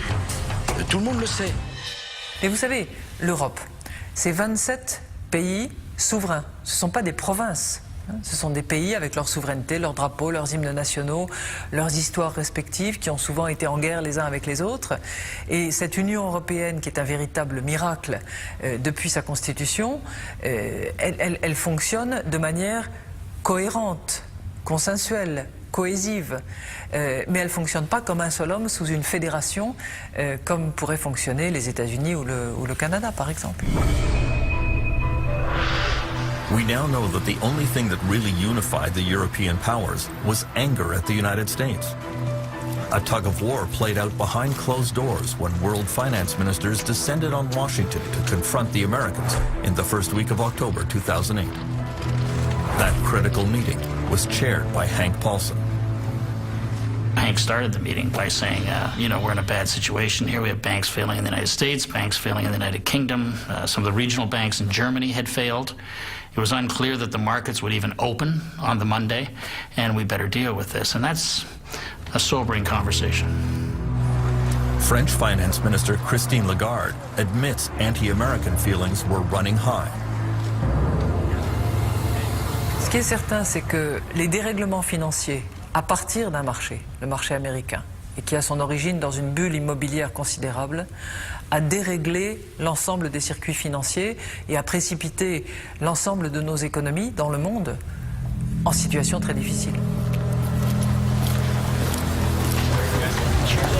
The reaction of the Europeans is, for the most part, was very aggressive, very accusatory of the United States. You caused this because you let Lehman Brothers fail. I didn't think it was particularly useful. I mean, and I pointed out to some of my colleagues that a lot of the European banks were leveraged at 30 to 1 and 40 to 1, so they couldn't really be too critical of investment banks on Wall Street that were leveraged the same way. The G7 finance ministers met President Bush the next day at the White House. He acknowledged that the United States bore the chief responsibility for causing the crisis and promised that the U.S. would change its ways to help clean up the mess. The finance ministers left the White House with a new plan that was agreed to by all G20 finance ministers, the World Bank, and the International Monetary Fund. So by Saturday night, everybody in the financial world that had anything to say in government or in the central banks had endorsed the plan. I think actually that's quite positive news in terms of world government. Former Canadian Prime Minister Paul Martin says world leaders were struggling with how the game of international finance had changed.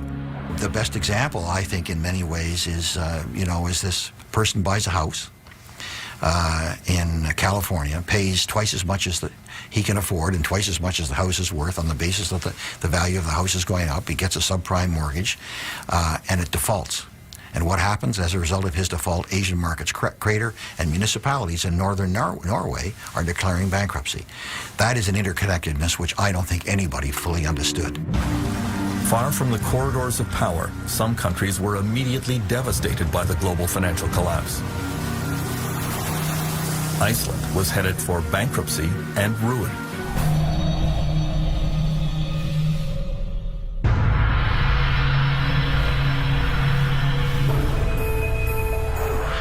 During the meltdown, the worst international dispute over money came between Britain and Iceland.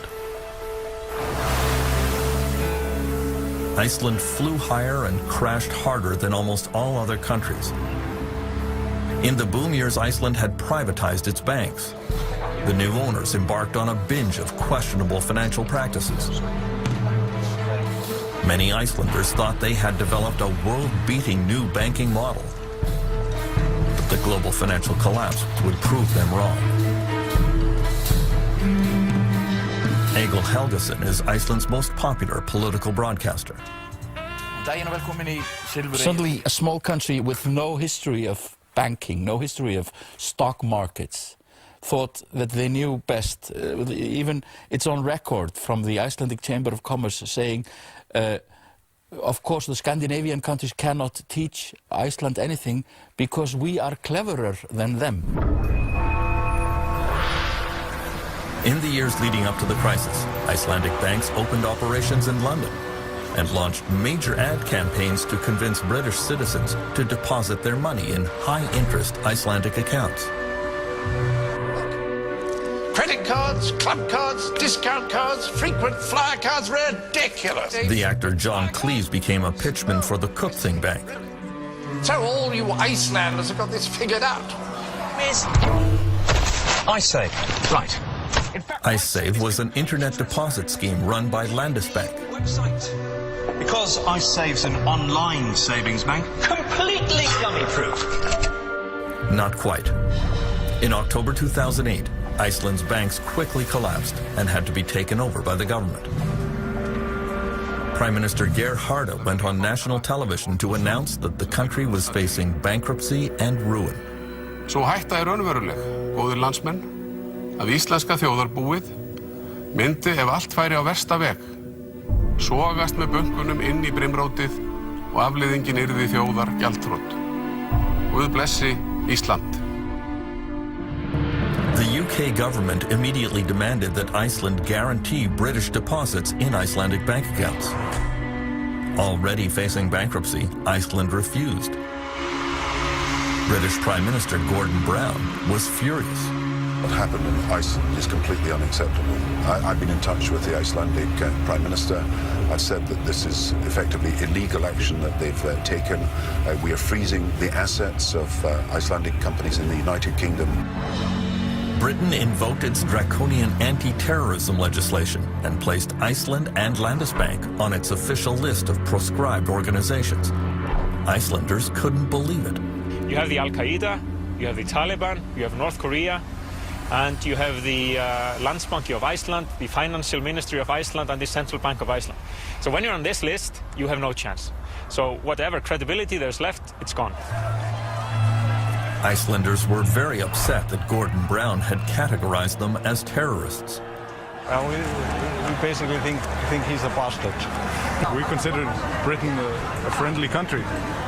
The problem we got was that we understood the then Icelandic government to be saying to us that the creditors outside Iceland weren't going to get anything, and we just couldn't sit back and allow that to happen. I think the application of legislation that was intended to deal with terrorists against a friendly country, an old ally, NATO ally, was absurd.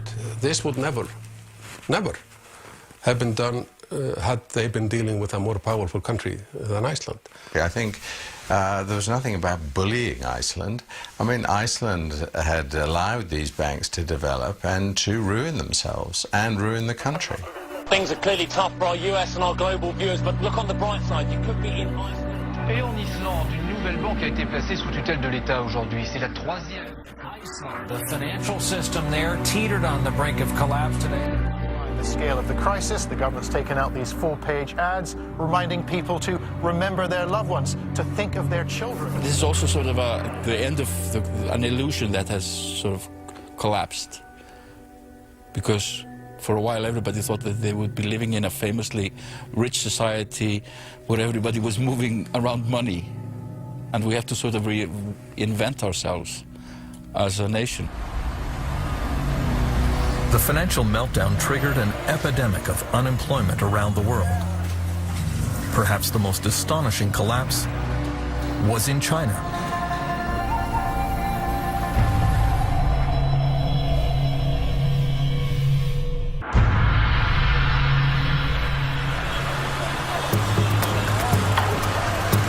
The interconnectedness of the world economy became starkly apparent in late 2008 in China. Shaoxing is China's textile capital and was among the first places to be hit by the full impact of the global financial crisis.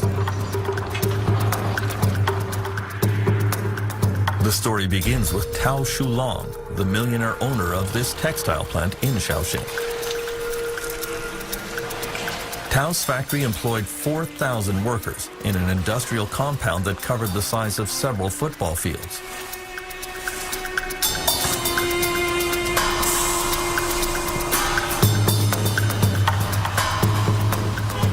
Tao drove around town every day showing off his latest Mercedes.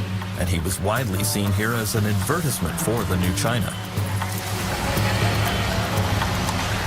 Unfortunately, in the fall of 2008, international orders for clothing from Tao's factories dried up all at once. Foreign customers told him they couldn't even pay for the shipments he had already exported. Tao quickly became desperate. He had no cash reserves to pay his workers, and there was no way under Chinese law that he could file for bankruptcy protection from his creditors.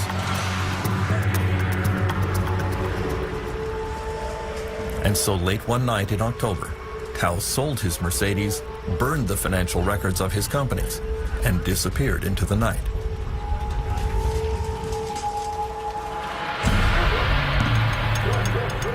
Tao wasn't the only one. Dozens of Chinese factory owners did exactly the same thing. There was a wave of bankruptcies in the Chinese industrial sector in late 2008, and millions of Chinese workers were suddenly thrown onto the street. Many textile and toy factory workers were owed months of wages.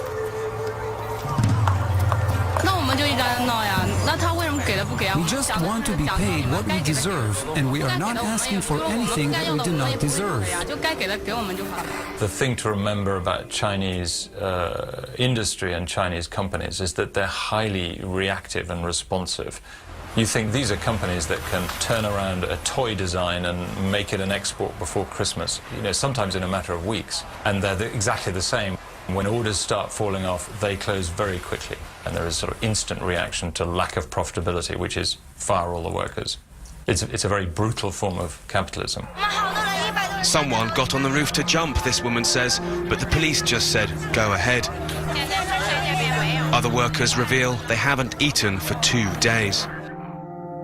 Han Dongfang is a labor activist in Hong Kong who hosts a hotline radio show devoted to workers' rights.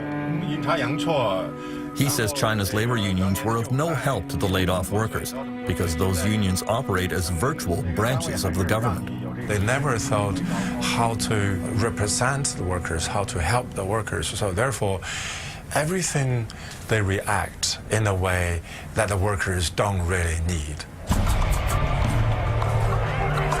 By Christmas 2008, there were an estimated 15 million unemployed workers in China. Thousands of factories had closed suddenly.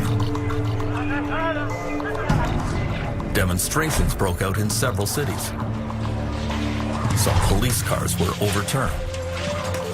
Millions of angry workers demonstrating in the streets is about the worst nightmare for China's communist government. The interesting thing is that the Communist Party was extremely worried that that might happen. And it's always worried because its legitimacy, the legitimacy of the Communist Party of China depends absolutely on delivering economic growth. And if you talk to Communist Party officials, they will admit that. They'll say, look, if we don't deliver economic growth, there's nothing else, because we're clearly not really communist anymore ideologically. We have an essentially capitalist economy.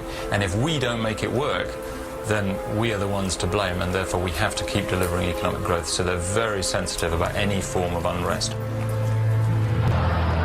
The 2008 demonstrations echoed the notorious Tiananmen uprisings of 1989, when Chinese citizens lost their fear of dictatorship and stood up to the communist government.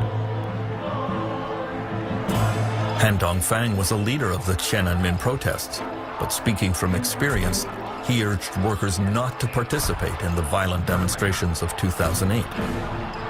One of the lessons I learned from 1989, the huge, massive street action, looks powerful, yes, but after the crackdown, everybody disappeared. We're human beings, and we have fear in front of machine guns. Even 1 million people in the street continue for 3 days. That power is not really reliable. The Chinese Communist government quickly suppressed the demonstrations there.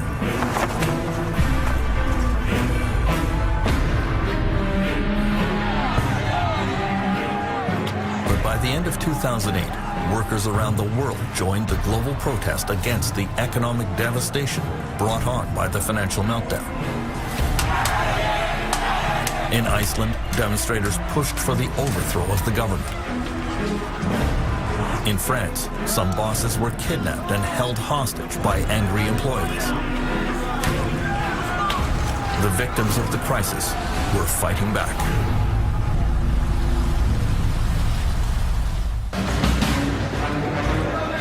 The years since the 2008 collapse have been marked by demonstrations around the world, owing to the loss of an estimated 30 million jobs.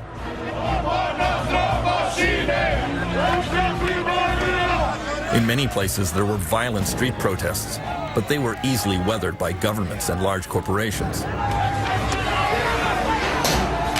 In some countries, however, the struggle went much further and left a lasting mark.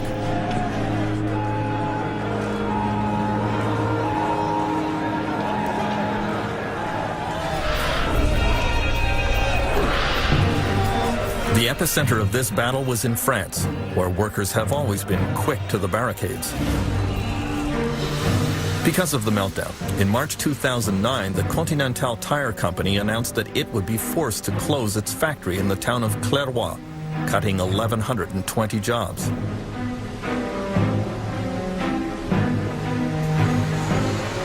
The plant was still showing a profit, but according to the factory boss, Louis Forzy, the workers here were just not as motivated and productive as they should be. Selon moi, et c'est les chiffres qu'ils montrent, nos résultats sont inférieurs à ceux des autres usines.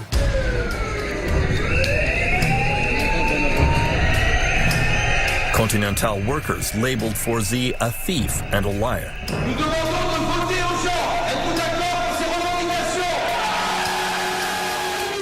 They convened a meeting at the plant to organize a protest. J'ai supprimé ma vie de famille pour Continental. C'est honteux. Forzy showed up to address them. He made a show of his patience and forbearance, until an egg in the head changed his mind. He immediately decided that perhaps he had underestimated the situation and made a tactical withdrawal from the field of battle. Why did that happen? Why? Because people were shocked, they were angry. Je pense aussi qu'il était au courant depuis longtemps qu'il allait y avoir une fermeture du site.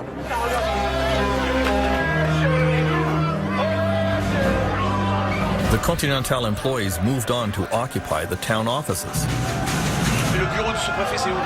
Ouais, vous êtes avec nous, vous êtes avec les Conti, madame, là, quand même.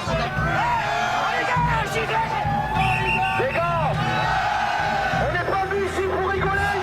On n'est plus des moutons, on est des lions. When union leader Xavier Mathieu received news that a judge refused to grant them an injunction to stop the plant closing, he and the workers began trashing the place.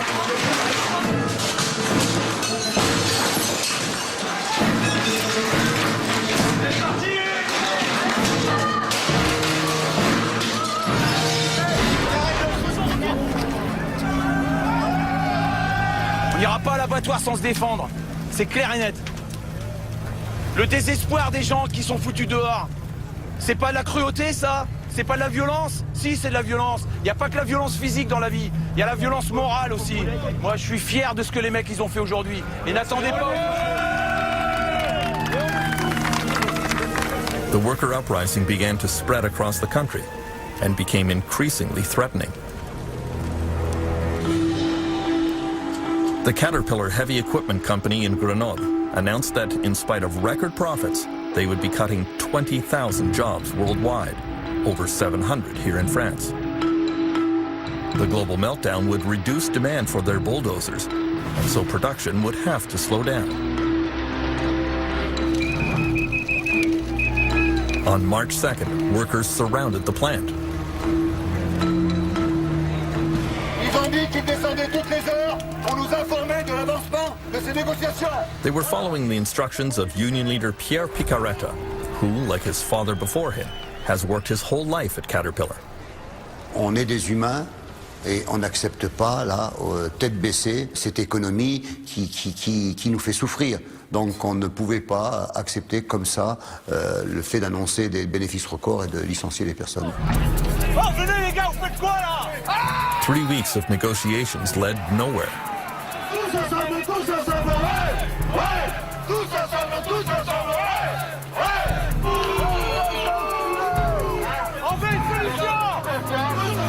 Furious workers surrounded the management offices and decided to hold the management team captive.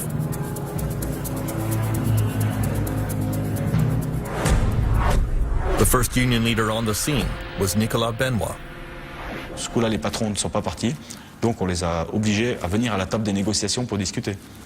Ils ont refusé, donc les salariés ont dit tant que vous ne reprenez pas des négociations qui soient des négociations sérieuses, vous restez là. Et là, vous êtes séquestré ou pas? Pour l'instant, nous sommes... Non. Nicolas Polutnik led the management team that was taken prisoner. At first, he refused any further discussions with the union. Faut pas nous prendre pour des putes. Alors, messieurs, vous voulez reprendre les négociations? With the Caterpillar bosses held captive, the situation became increasingly dangerous. The police did not immediately intervene. The union leaders were trying to keep control of the situation. Allez, faites panique, s'il vous plaît. Oh, les gars, on dort ici, hein. The media were then told that the bosses would be staying the night.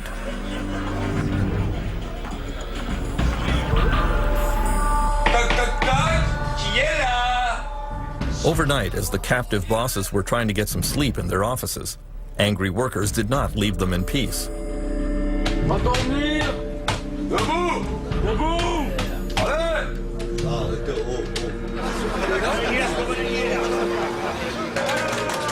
The Caterpillar kidnapping incident made news around the world. It was widely described as boss-napping. In the French Alps, at the U.S. tractor company Caterpillar, where managers were locked in and stripped of their speakerphone, boss-napped all night. President Nicolas Sarkozy realized this extreme reaction to the global meltdown was turning into a public relations disaster for France. He went on national television to denounce the kidnappers. Qu'est-ce que c'est que ces histoires d'aller séquestrer les gens? On est dans un état de droit. Je ne laisserai pas faire les choses comme ça. Dans un état de droit, la loi, elle doit être respectée. Privately, however, French Finance Minister Christine Lagarde was critical of Caterpillar management. She thought that the situation was exacerbated by the ham-fisted tactics of the American company, a common problem with foreign-owned firms. On a souvent constaté dans des entreprises sous capitaux étrangers que le dialogue n'était pas aussi riche et aussi développé parce que le centre de décision est ailleurs. After an anxious night, Caterpillar management agreed to resume negotiations. In exchange, the union allowed the bosses to leave the plant, although there were some tense moments on the way out.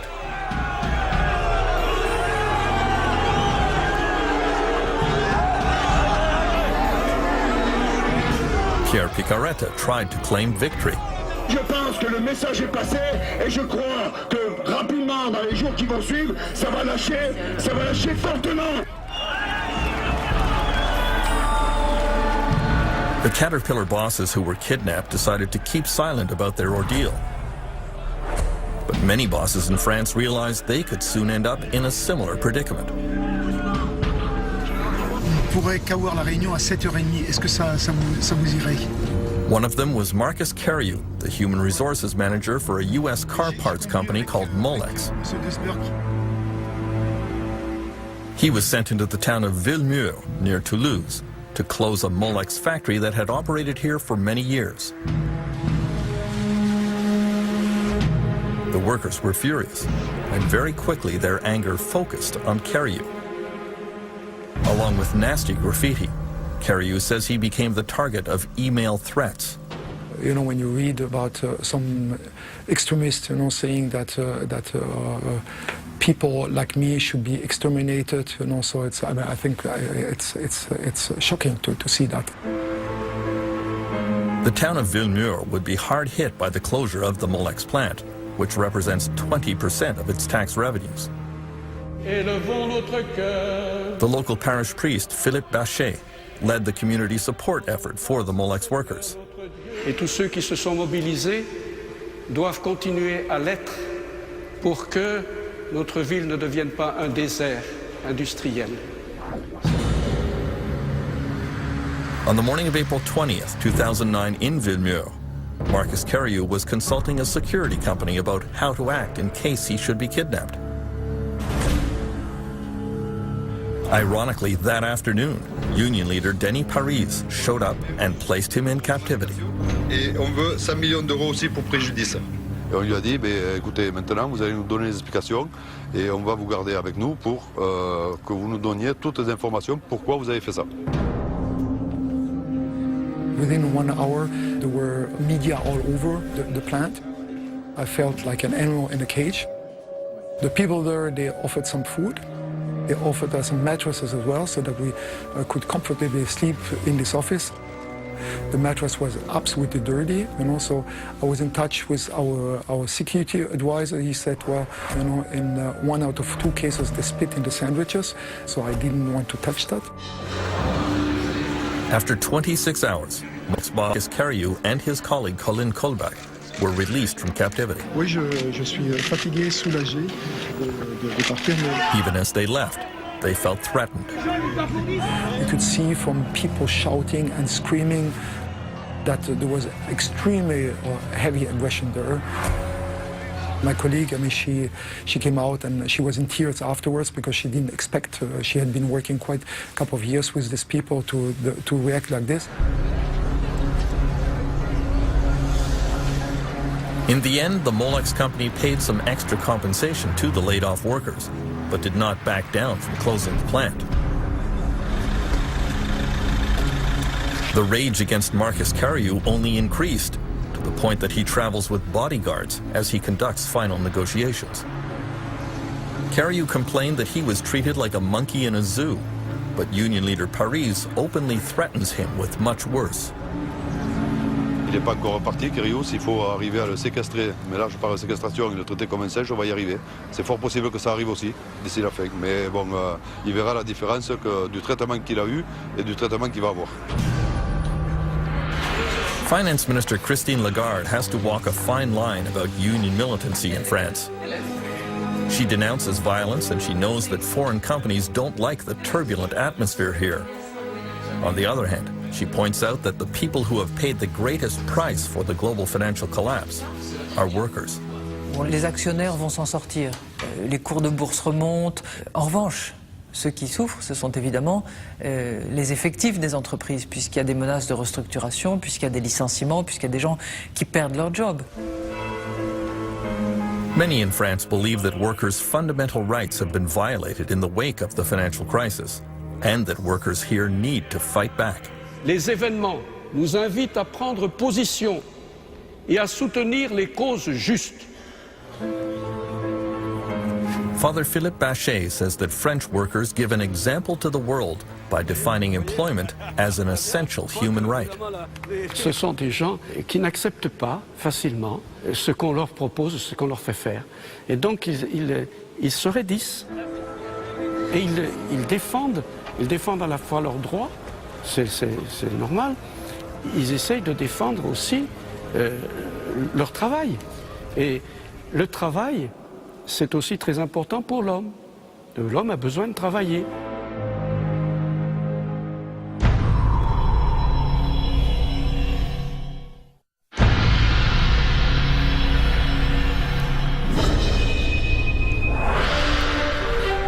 Iceland was a microcosm of everything that went wrong during the global financial crisis.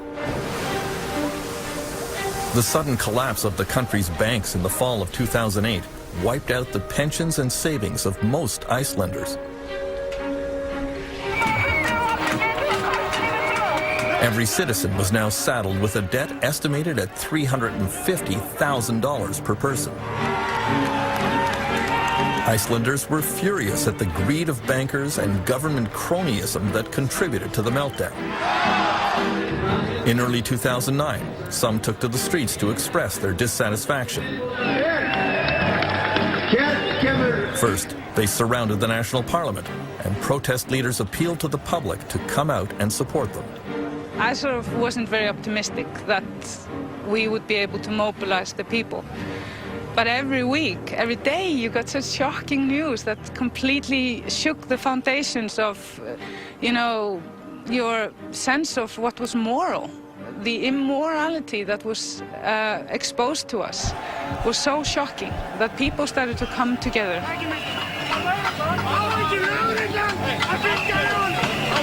The Reykjavik police moved into position to protect the parliament.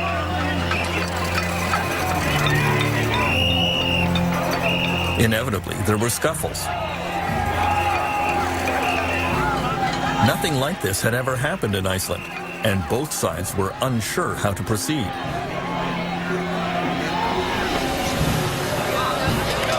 On January 21st, the anger focused on Icelandic Prime Minister Geir Haarde. His car was surrounded and pelted with eggs and garbage. He was shaken by the incident, especially because it came shortly after a difficult visit to his doctor. When people were attacking my car, I had gotten the diagnosis the night before that I had cancer. So all of this in my memory is very, very vivid. I can understand why people were angry, particularly those who had lost money, who had lost their jobs. There was a crisis that nobody had really expected, of enormous proportions. Icelandic poet and singer Hordur Torfason was the main protest leader. I said to the people, we are all angry, but use your anger as a positive force. Don't destroy, don't use violence, don't attack people, don't go to the homes of the politicians, because that's private. We can never use anger to destroy.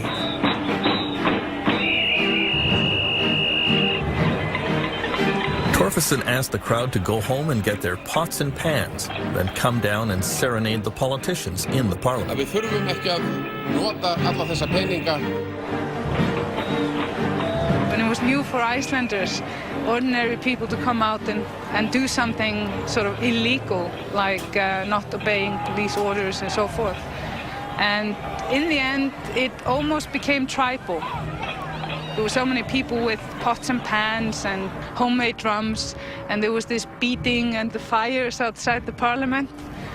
In a sense, it was sort of the unbearable lightness of being, to be there, to experience this within the nation, and to see the joy and experience the joy when we finally got what we wanted.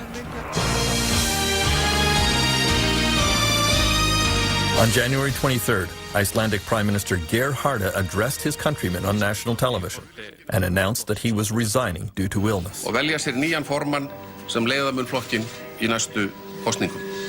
Takk fyrir. His governing coalition fell apart. National elections were called. The new government in Iceland was left to clean up the incredible mess left by the bankers and politicians who preceded them.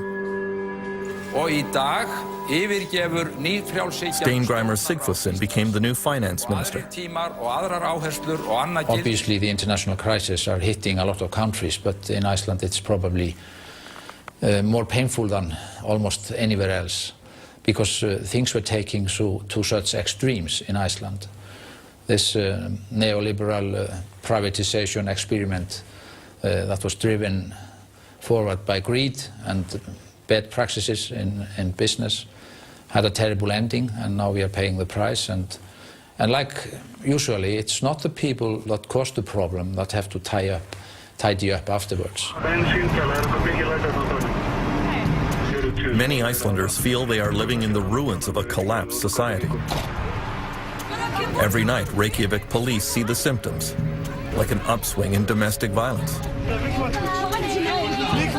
Here a woman has called for help because her estranged husband has broken into her house and grabbed her baby in a fit of drunken desperation.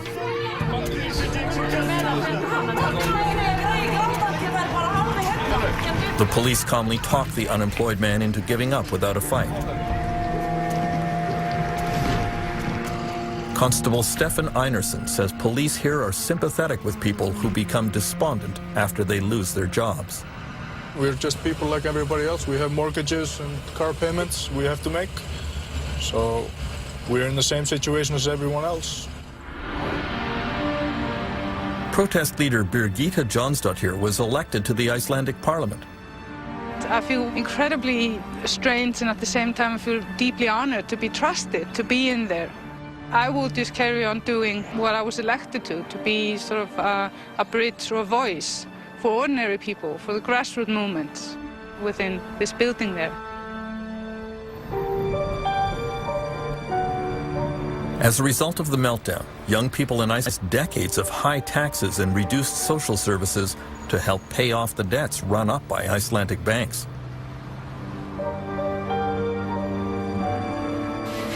At this art college in Reykjavik, the students are multilingual, well-educated, and mobile. And there is a great fear that a high proportion of them will just give up on Iceland and move to other countries. Korto Jabali is one who plans to emigrate. Most of the people I know don't want to live here forever. They all want to leave. Like everyone. I don't know one single person my age that really wants to stay in Iceland.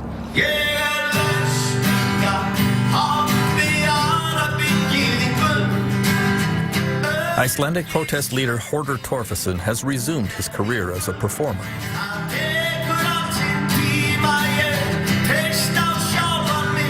He realizes that many of his countrymen are demoralized and that many young people want to leave. But he is quite sure that Iceland can still have a bright future. I think many of these people, if they go away and they look around in the world and they start revaluing or seeing what really they will come back. I travel the world, I've seen so many things. I think this society is a very good one, and we have the opportunity to build it up. And I see signs of this beginning. People are really standing together and helping each other.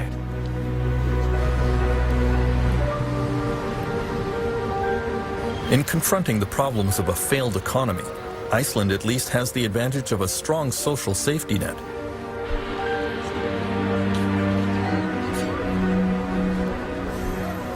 The situation is much more difficult in what is being called the Western world's most surprising failed state, California.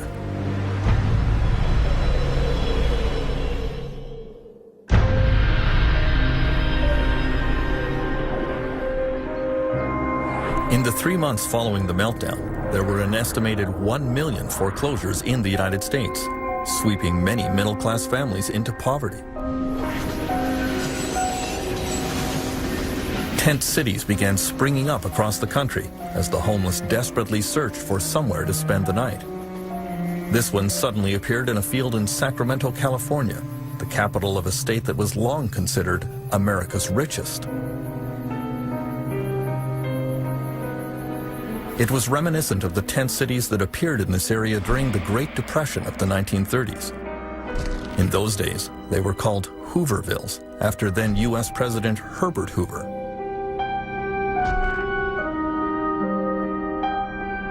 Back then, homeless people camped along the banks of the Sacramento River at the edge of town.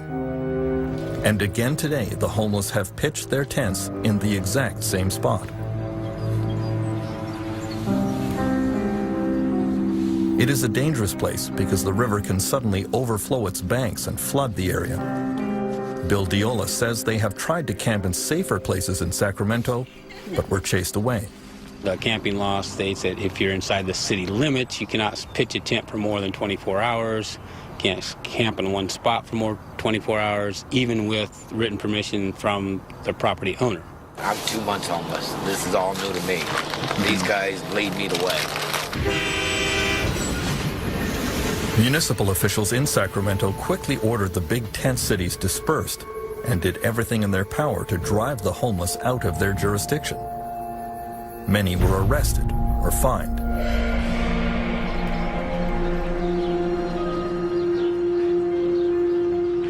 The Harrelson family of Sacramento have been homeless for months.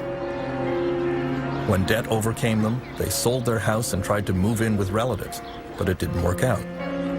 They are on bicycles now because they can't afford a car, which is sadly ironic because Francis is a retired auto worker. I worked for General Motors for about 30 years. and I got an early, when they came out with the early retirements, I jumped on it. Thought it was a good deal. Didn't turn out to be. The family has spent some nights camping beside the Sacramento River, which Angelina did not enjoy. I'm a girly girl. I don't like bugs. I don't like dirt. And it gets really cold at night. And then being dark outside and knowing that there's critters around like skunks or raccoons terrifies me. All the nouns are being labeled. The Harrelsons' 8-year-old son Joseph attends the Mustard Seed School in Sacramento, a school specially for children who are homeless. We do recess and we go in and we eat breakfast there and we do a journal and DOL. And after the afternoon we do math or science, just fun stuff to do. After the global financial collapse knocked so many families out of their houses and down below the poverty line, there are now over 1.5 million homeless children in the United States. This school is privately funded by a charity called Loaves and Fishes. It's not uncommon when the kids first come, you know, we have sack lunches that groups in the community have fixed for the kids. And a child will be eating her lunch and the teachers will notice that she's hiding food. And when asked, that little girl will say, well, it's for my mother. I know she's going to be hungry.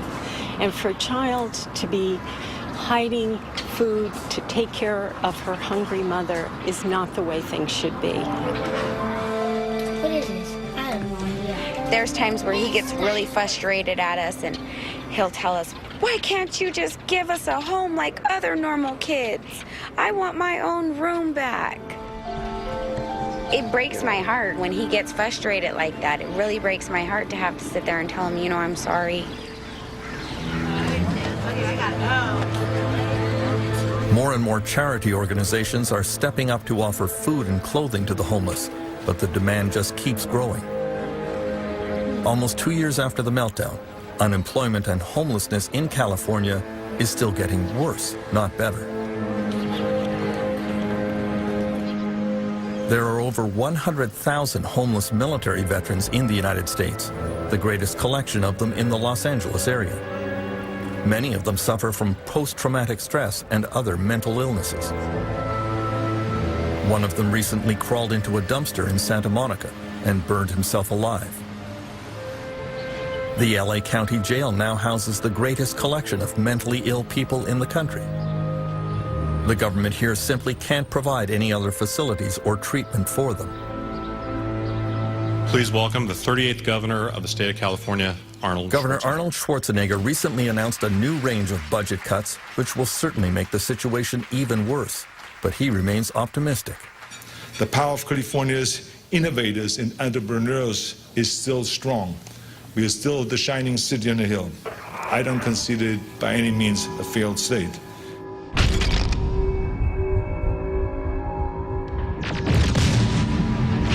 Many of the governor's critics say he's turning California into a wasteland that resembles his famous Terminator movies. He doesn't see it.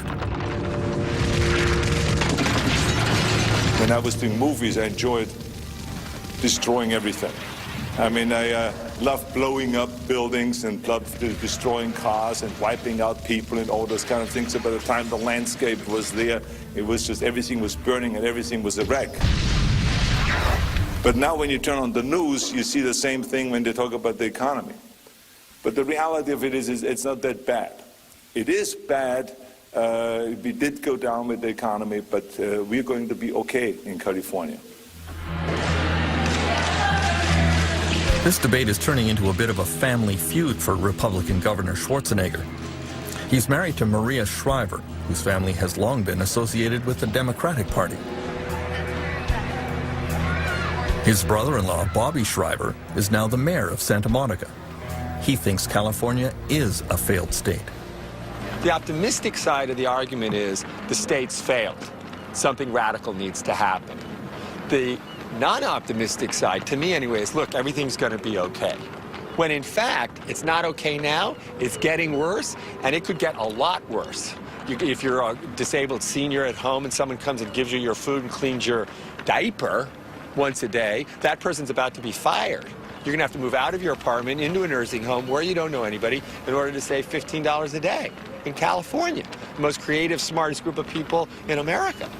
Can't figure out how to finance that. That's a failed situation.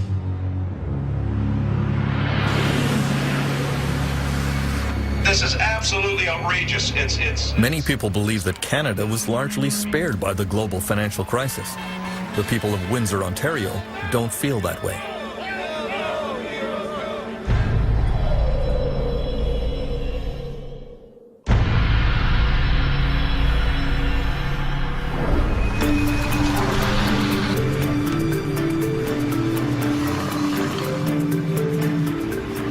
In the spring of 2010, the residents of Windsor, Ontario come to a picnic to say goodbye to the General Motors Corporation. It's a bittersweet occasion. The company is bringing its 90-year history in this city to an end with the closure of its last plant here. The last 500 GM workers in Windsor are losing their jobs and joining the list of workers around the world who have been hurt by the meltdown. The auto industry has been among the worst hit.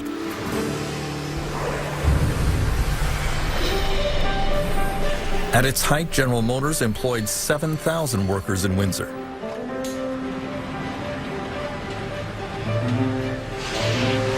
But today, GM says there is just not enough work to keep this transmission plant open.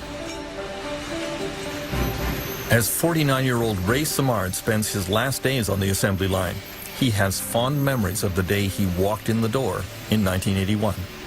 As a child, I visited the plant. As a young boy, I always said, I'm going to work at General Motors.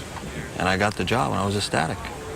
It's a beautiful thing, working for the biggest corporation in the world. Many of these auto workers started young and followed the same path as their fathers and grandfathers. Many assumed they had jobs for life and don't really know how to do anything else. It came as a total shock when GM advised them in May 2008 that this plant would be closing for good. It's a sad day. When I started, people left a job for me so that I could retire. I'm going to retire, and I'm not leaving a job for my children. That's disheartening. It really is. You feel a bit somehow responsible for that? Or? Sure. We all do. We all have to take responsibility for that. At the height of the financial crisis, it looked as if General Motors would not be the only major casualty in the automobile sector.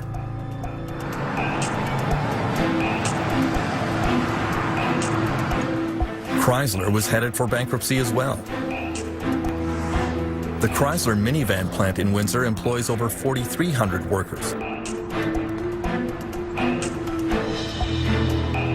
Canadian federal and provincial politicians were summoned to an emergency meeting at Chrysler headquarters in Detroit. Ontario's Minister of Economic Development and Trade was there, Windsor's Sandra Popatello. They sat down with us and started talking about what their condition really was, and it was very frightening to hear. And I guess being from Windsor, being brought up here, most of our lifeblood has been from the automotive sector. I thought I would never see the day that I would hear or get a sense that this could collapse. At the height of the 2008 crisis, executives from the big three U.S. auto companies came to Washington to ask for a massive government bailout. Famously, they all arrived in private corporate jets. There was a wave of revulsion from politicians and workers. Who do you think you are? You're asking for $50 billion and you fly in on a corporate jet? Those are our profits as well. As workers, every worker, I know at our plant they said, you gotta be kidding me. The U.S. government came up with the bailout money, and Canada quickly followed suit. Canadian Finance Minister Jim Flaherty is the Member of Parliament for Oshawa, another riding that depends on the automotive sector. discussions have taken place about this. He points out that there were many jobs at stake in Canada beyond those at the big three U.S. car companies. The fundamental challenge was this: were we going to be in the auto business or not? And the big driver, from my point of view, was the fact that we have three of the largest global parts companies in the world in Canada. And that's where most of the technological innovation is. So we lose Chrysler, we lose General Motors, they continue in the United States and Europe and elsewhere, we're going to lose those parts companies too, because they'll have to follow them. This is absolutely outrageous. One group of workers in Windsor decided to fight back against their plant closing. The incident came at the Aradco car parts plant, which manufactured stamped metal components for Chrysler. In March 2009, workers were called on a Monday night and told to stay home. The American-owned plant was shutting down. Aradco workers realized that their management was trying to sell all the equipment and sneak off without paying any kind of settlement to employees, some of whom had worked for decades and were owed $30,000 or $40,000. Not today, motherfucker! Go home! They decided to stop trucks that were arriving to empty out the plant.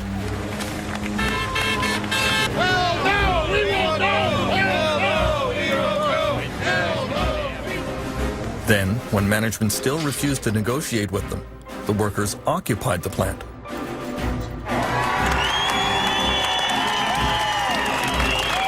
it pathetic when our guys have got to go to this length? We got to stand in a building and take over a building to get our point across. Among the union leaders standing on the roof was Jerry Farnham. Some of the workers here have decided to take over the plant. That's the only thing they have in order to try to get the monies that are owing to them. Sir, they have the right to refuse your entry. Okay, that's what they're doing. The battle moved on to a downtown hotel where Aradco's parent company was trying to hold an auction to sell off the equipment inside the plant. Keep going, all the way around, guys. The workers were able to mobilize to disrupt the proceedings. There were a few tense moments until the police finally intervened. I assure you and I guarantee you that there will be no auction today. That's my promise.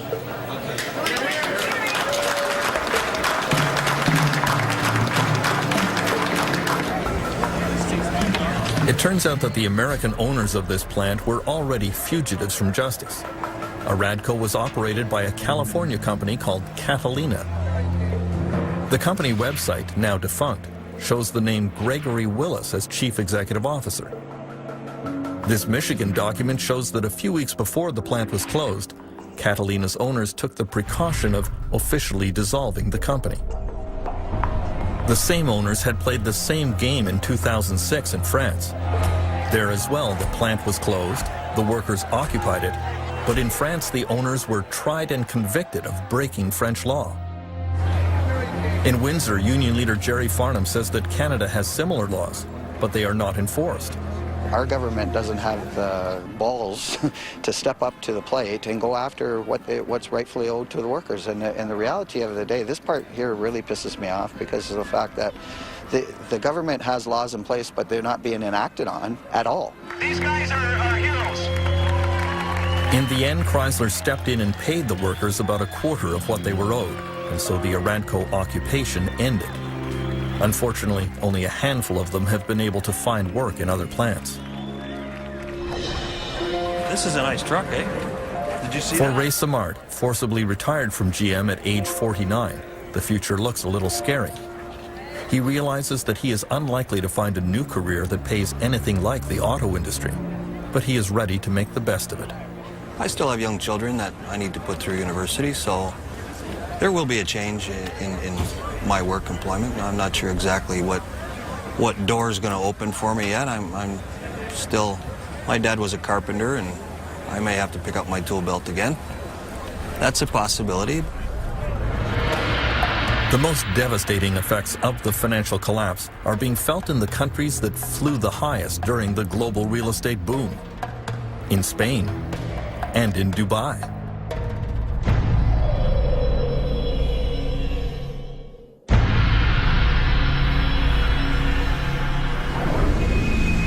Most workers around the world had little way to fight back against the effects of the meltdown. During the boom years, Spain was called the miracle of Europe. No more. At 6 a.m. every morning at the Plaza Elliptica in Madrid, immigrant workers from many countries line up and hope to be picked for a day's work by small contractors who drive by. With unemployment at 20%, they were the first to lose their jobs.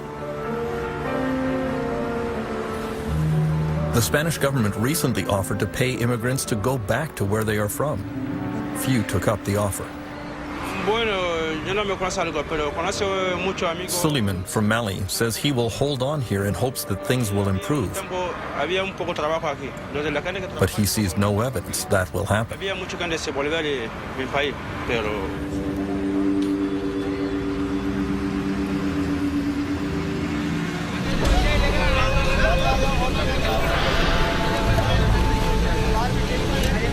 The real estate crash in Dubai has been even worse for the army of construction workers who came here from India and Pakistan and all over South Asia.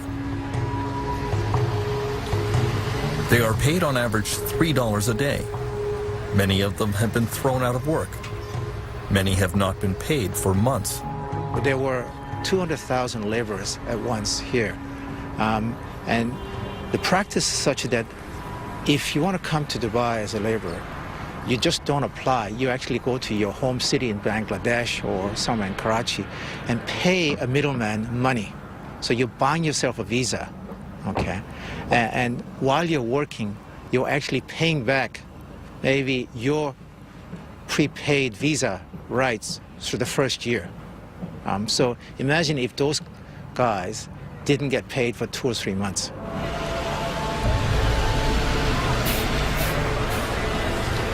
Some of these workers went on strike demanding back pay.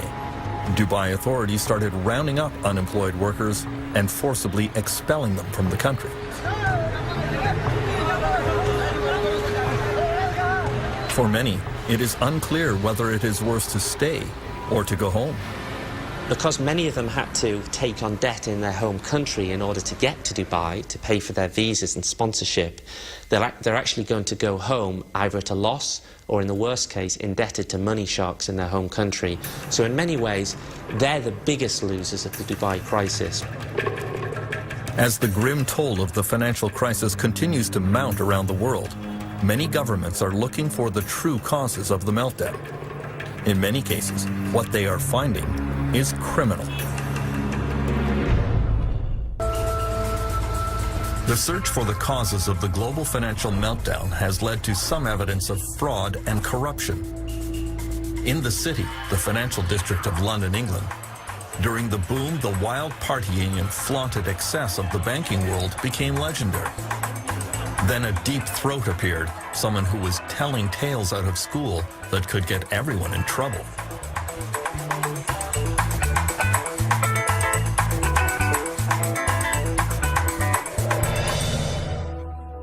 City Boy was an anonymous column that appeared in a small local newspaper and soon attracted a wide following.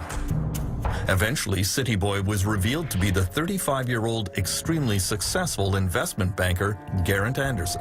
I would focus on false rumors, I'd focus on drugs and strip joints, sexism, racism.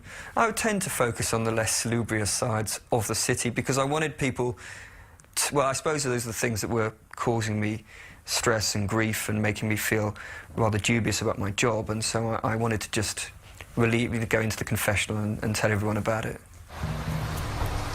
City Boy's revelations included what he saw as widespread immoral and even criminal behavior in London's financial world.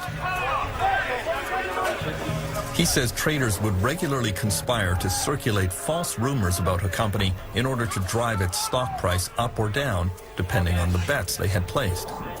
He says that every day traders were feeding each other inside information that would allow them to illegally profit from deals. And that mentality was all-pervasive. Insider trading, the spreading of false rumors, was becoming more and more prevalent. It was basically genuinely a Wild West casino. It was a get-rich-quick. the good times are going to stop rolling at any minute. We've got to make our money. And I found it quite disgusting in a way. I had a very religious background. My grandparents were missionaries. My father was a Labour MP. I was a hippie. What the hell was I doing in this world? The low-level fraud revealed in Britain was nothing compared to the behavior discovered at senior corporate levels in America.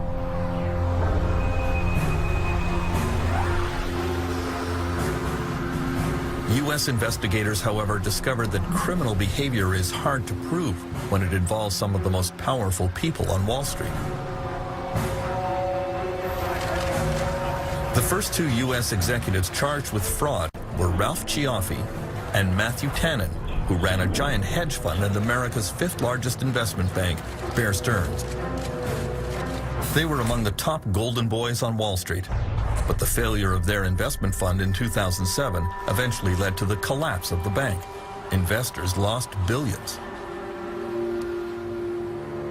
Investigators discovered that in March 2007, the two realized that their fund was melting down.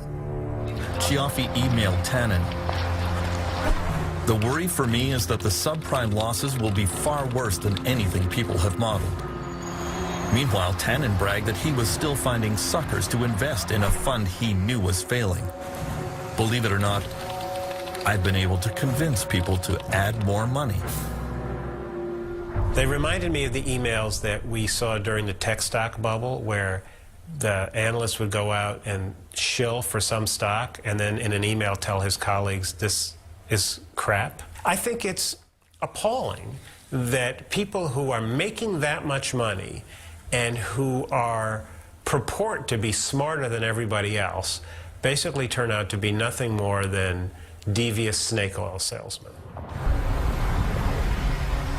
At their trial, Cioffi and Tannen hired a parade of high-powered expert witnesses to testify that their actions were not illegal. Just one of those experts, R. Glenn Hubbard, a former economic advisor to George W. Bush, was paid $100,000 for his testimony. Mr. Cioffi's not going to make any further comments. The two were found not guilty, although they now face a raft of civil charges from the Securities and Exchange Commission. The case was seen as a shocking demonstration of the power of Wall Street money. If we have a Wall Street bank that can afford very, very clever litigators that have an awful lot of firepower behind them, they can overwhelm the Securities and Exchange Commission. They can overwhelm other government agencies. They probably will. But that doesn't mean that they were playing the game straight. That doesn't mean that they were following the intention of the law.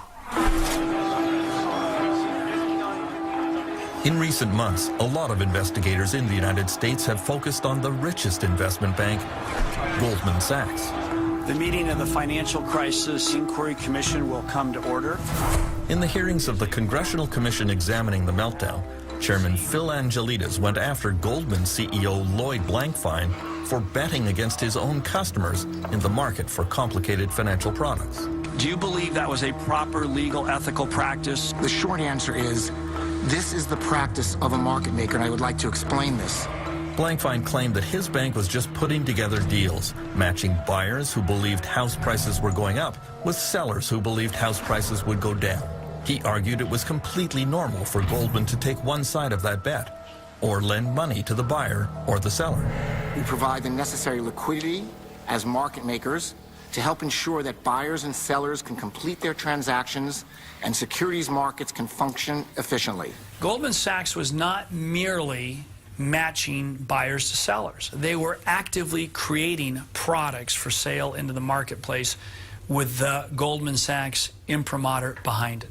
And I believe that carries with it responsibility.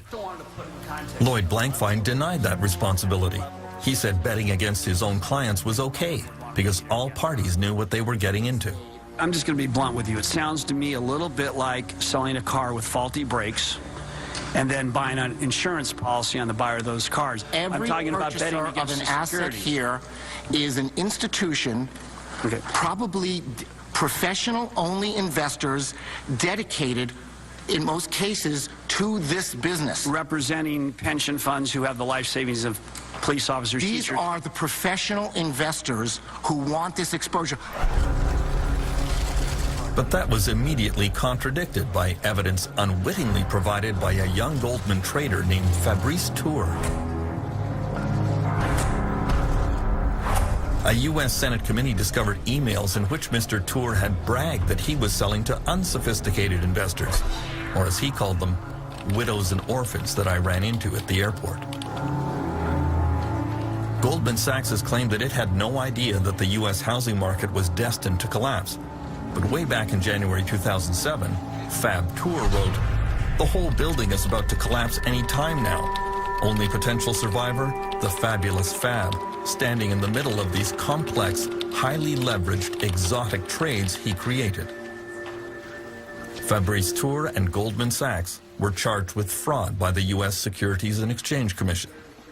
I deny categorically the SEC's allegations, and I will defend myself in court against this false claim. Got it? 105? Yes, Mr. Chairman. Senate Investigations Committee Chairman Carl Levin went after Tour's superiors at Goldman Sachs, reading other emails which indicated they knew they were selling faulty products to their own clients. June 22 is the date of this email. Boy, that Timberwolf was one shitty deal. How much of that shitty deal did you sell to your clients after June 22, 2007? Mr. Chairman, I don't know the answer to that, but the price would have reflected levels that they wanted to invest in. Oh, of course, but they don't know it's a. You didn't tell them you thought it was a shitty deal. Well, I didn't say that. Come on, Mr. Sparks. Well, Mr. Chairman, should Goldman Sachs be trying to sell? And by the way, it sold it, a lot of it after that date. Should Goldman Sachs be trying to sell a shitty deal?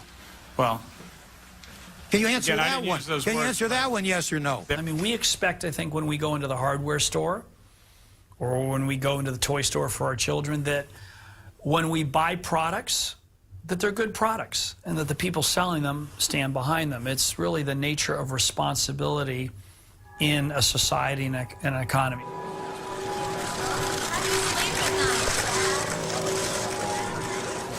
Goldman Sachs eventually settled its fraud case by paying an unprecedented $550 million fine.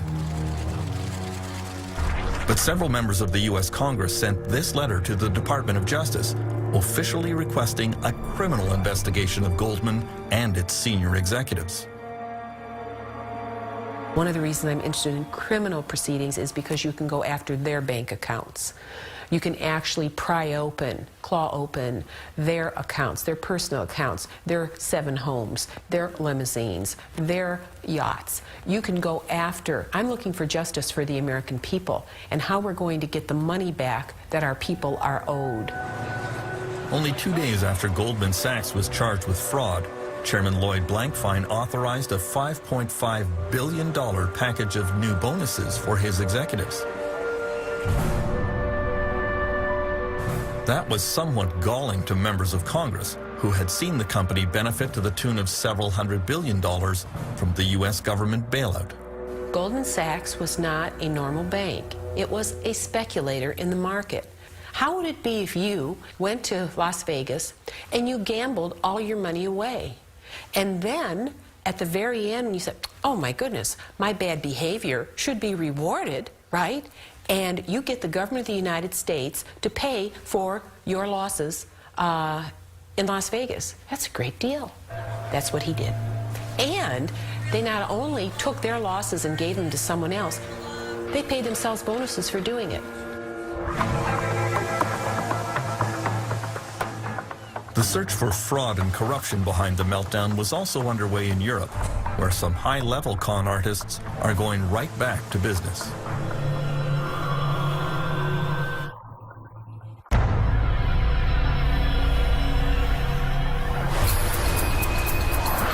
In the boom years, Spain was widely referred to as the miracle of Europe. There were more houses built here than France, Germany, and several other European countries combined. But now we know there was a great deal of greed and corruption beneath the surface. Among the brightest stars of the real estate boom here was Francisco Hernando, a true Spanish success story. He lived a flamboyant lifestyle, surrounded by his motorcycle racing team, his corporate jets, and his private yacht. Not just any yacht, but a 236 feet long, costing $80 million, the biggest, most expensive yacht in Spain.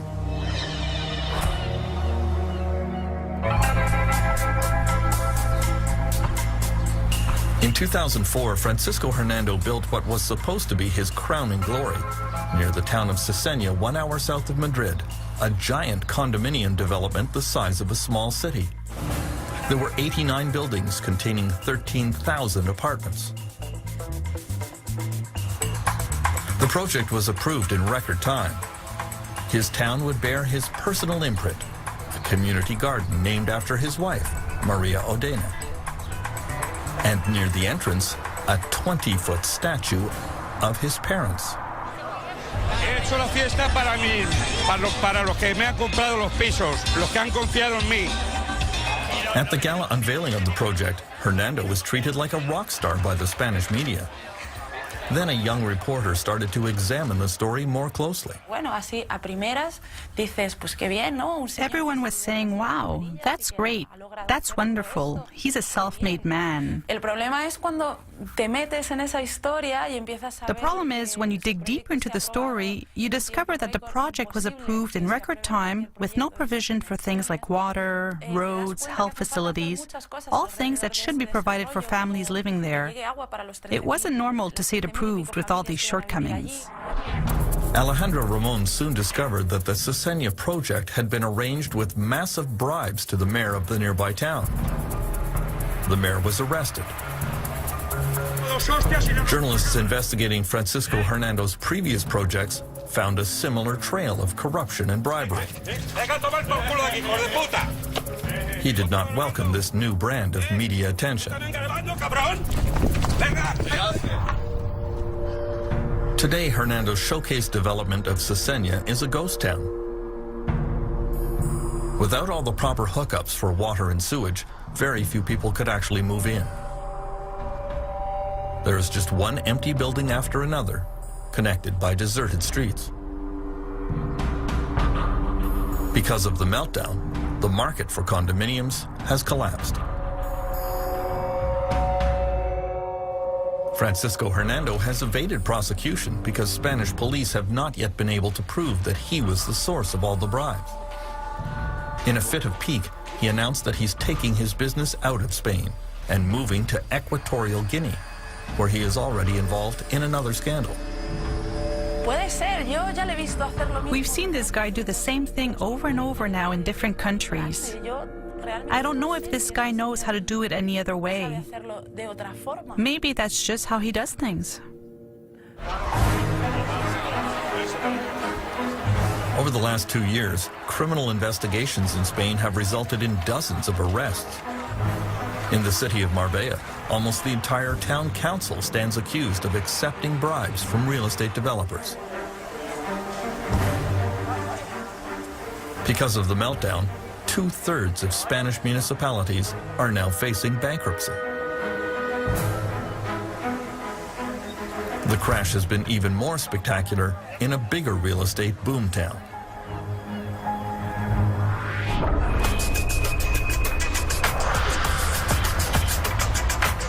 In the years before the meltdown, Dubai had the biggest real estate bonanza in the world. Then the market here tumbled, losing 50% of its value, leaving Dubai virtually insolvent. You would think that would upset Dubai's supreme leader, Sheikh Mohammed bin Rashid Al Maktoum, but apparently not. In January 2010, Sheikh Mohammed threw this massive party to mark the opening of the world's tallest building, the Burj Khalifa.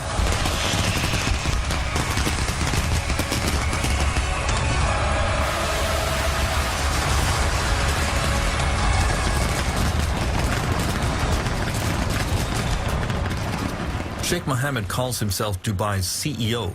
He always claimed that he ran his government according to strict business principles, but now many are quietly questioning his judgment and his leadership. Well, I think when you portray yourself as the CEO of Dubai Inc., if a company goes bust and disgraces itself and leaves a lot of people indebted, normally, in order any restructuring, the CEO has to be replaced. The problem in a traditional monarchy or an autocracy in this case is that the CEO remains. Government and business officials in Dubai have followed the Sheikh's lead. At the top of the Burj Tower on the day it opened, excited that all of you are the first group of people to actually come to the Burj at the top. Dubai's leading developer tried to portray the Dubai real estate crash as a good thing. Maybe values are changing, and that's good because the city at one point got to be too expensive. So I think that's good for the customers and that's good for the city.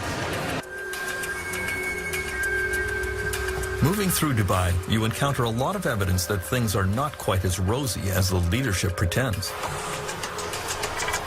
This brand new $8 billion transit system was built by Japanese companies, but now the Dubai government can't pay for it. The Japanese are being offered a few cents on the dollar over a period of many years.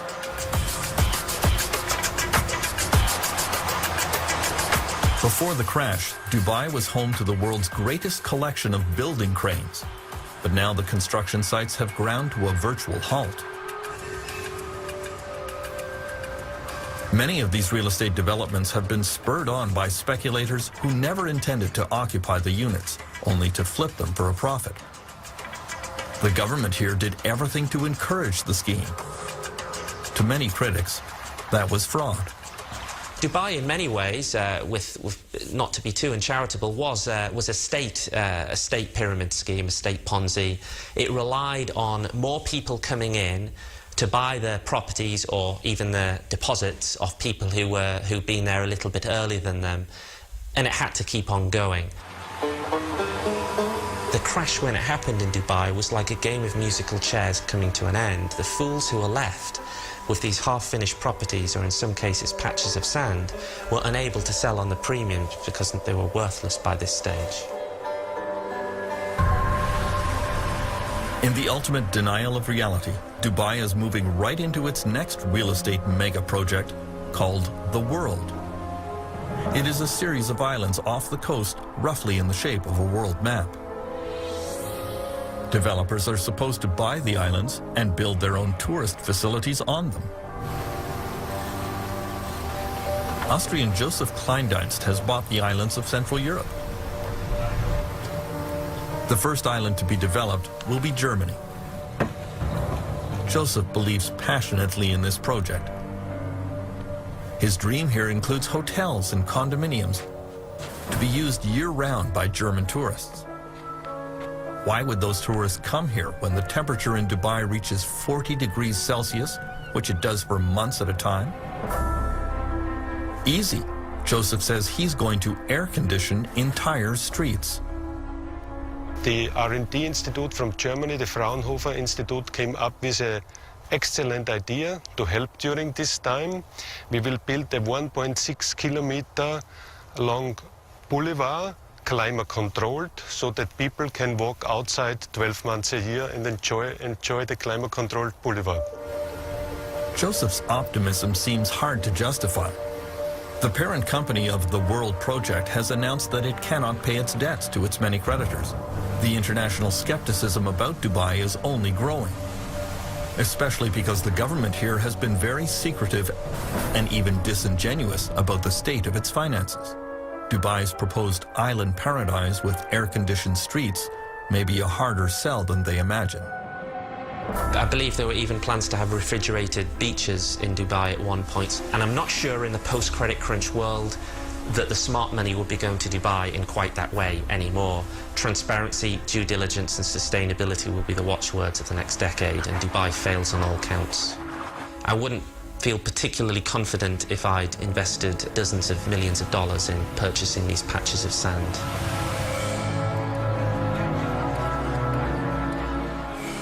While Sheikh Mohammed tries to pretend that the meltdown never happened, other world leaders are trying to get to the root of the problem. There have been some very tough questions, including one from an unexpected source.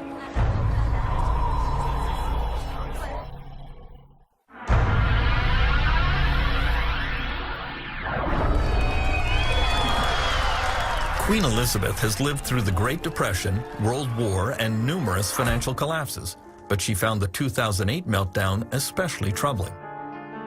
A few weeks after the crash, she decided to make her first ever visit to the London School of Economics.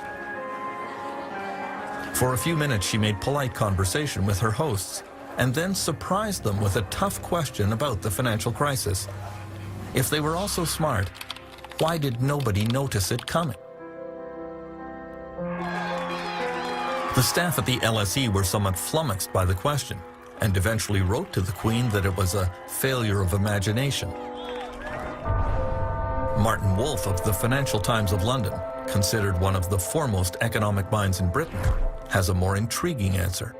You will never foresee these things because the system is ultimately just too complicated for anybody really to understand. The economy is an extremely complex adaptive system.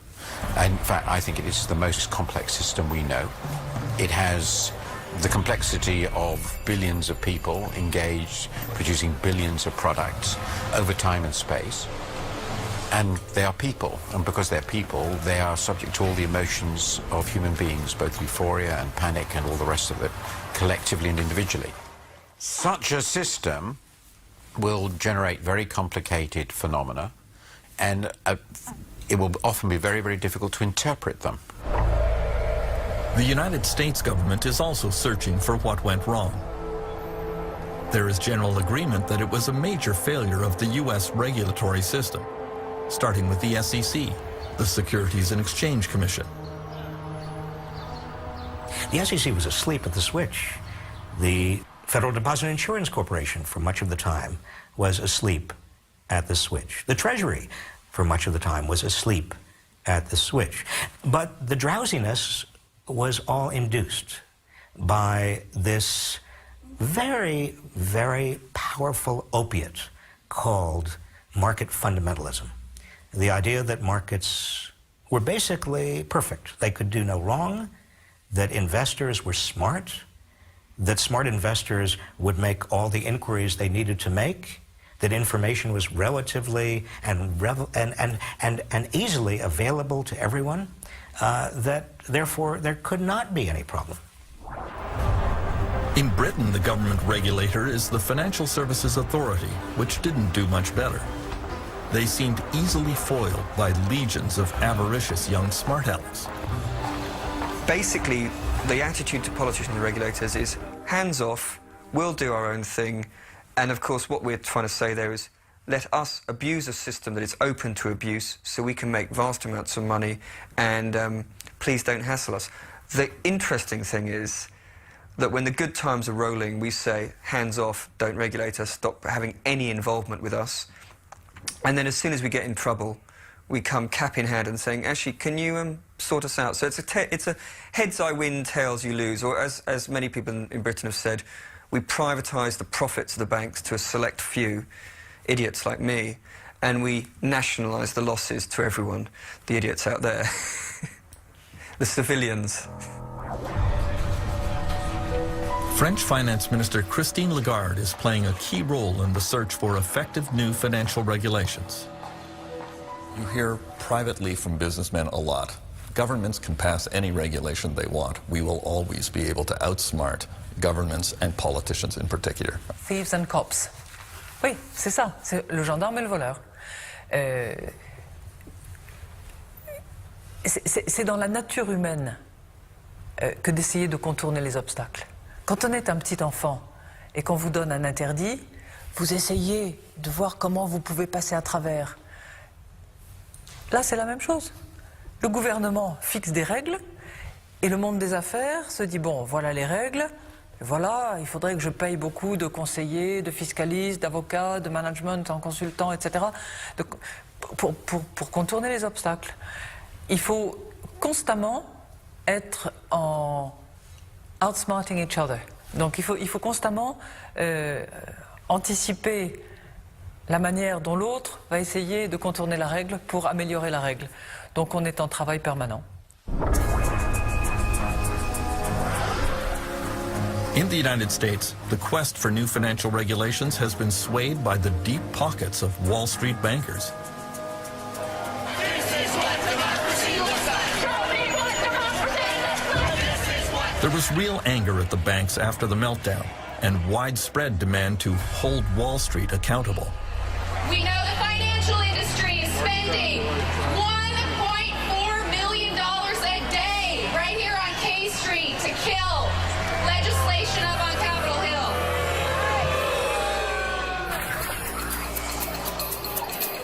Hill. Consider this. On Capitol Hill, Wall Street lobbyists outnumber elected politicians 5 to 1. The politicians are surrounded and outgunned. Somehow, though, Wall Street claims that it lost out in the financial reform package eventually signed into law by Barack Obama.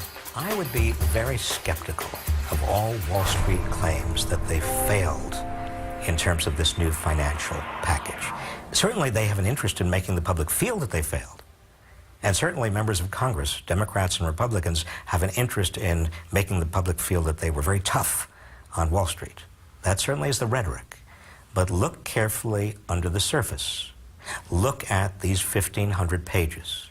Look at how many loopholes are still there. Wall Street came out exceedingly well. They lost the rhetorical contest. They won the regulatory contest. The search for new international financial regulation is proving equally difficult. It is being led by Dominique Strauss-Kahn at the International Monetary Fund. He was a longtime French finance minister and is considered a leading candidate to be the next president of France. The crisis also shows that some very risky behavior in the financial sector may put at risk the whole system. And of course, it's in the nature of the banking system to take risks. That's why we have a banking system, that's fine. But there's a limit to the kind of risk that you may take, and if you make a profit, it's an individual profit, and if you have a losses, it's a collective loss. So putting in place different kind of regulation that avoid or that limit this appetite for risk is also part of what has to be done. And if we don't do anything of this, then of course it means that we didn't learn anything from the crisis, and I can't imagine it will be the right attitude. The failure to agree on new international financial rules will allow big banks to play one country off another to see where they can find the most lax regulation. Many believe the competition between New York and London to be the financial capital of the world was a major contributing factor to the 2008 meltdown. Now, the real problem that we face going ahead is that this same kind of pressure, where is going to be the financial capital of the world, is going to come back once the crisis, memories of the crisis have faded. Certainly Frankfurt and Paris are going to be back into the race, but so are Tokyo, so is Singapore, and so is Shanghai, and so is Hong Kong. And what I think may well happen at some point is if Shanghai and Hong Kong combine, then you are really going to see a race to where's going to be the financial capital. And unless we have some kind of global oversight, it is going to be regulatory arbitrage. It is going to be a race to the bottom. Most of the G20 countries. Dominique Strauss-Kahn believes that a repeat of the 2008 global financial collapse is inevitable. I won't say it can't happen again. It will happen again. When? I don't know, 2 years, 5 years, 10 years, 20 years. But there's no reason to believe that we have the silver bullet that make it possible to avoid any kind of crisis in the global economy. The question is to try to, first, prevent, avoid as much as possible, and when we are unable to avoid the crisis, to have tools to mitigate the effect of the crisis. While politicians argued over regulations which might prevent the next global crisis, along came an explosion which made everyone think it was already here.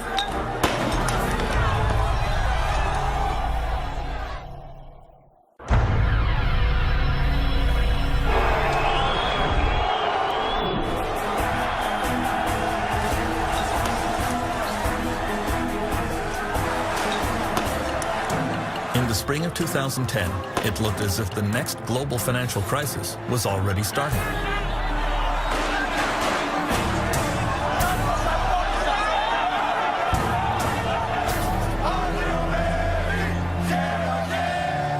The government of Greece had sunk dangerously into debt and would no longer be able to pay its creditors. Demonstrations filled the streets of Athens as millions lost pay and benefits. Είναι δυσίωνο. Παιδιά, δεν τα βλέπω καλά τα πράγματα και μάλλον είμαστε έτοιμοι για άλλη γη και άλλα μέρη. Αυτό.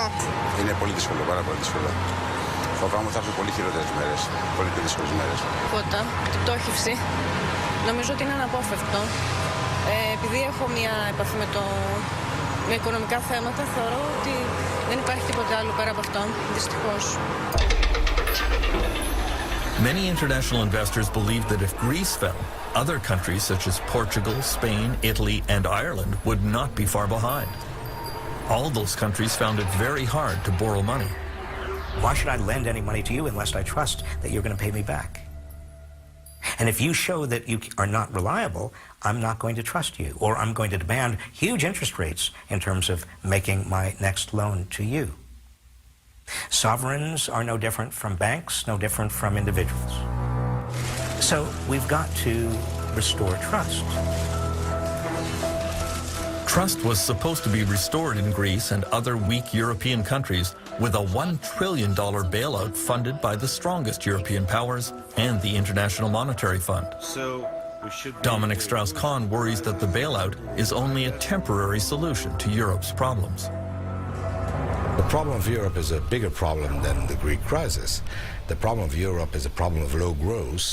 The problem of Europe is the fact that there's almost no increase in productivity, and that there's this huge set of countries accounting for close to 1/3 of the global GDP is just unable to, in the recovery, to take advantage of the recovery.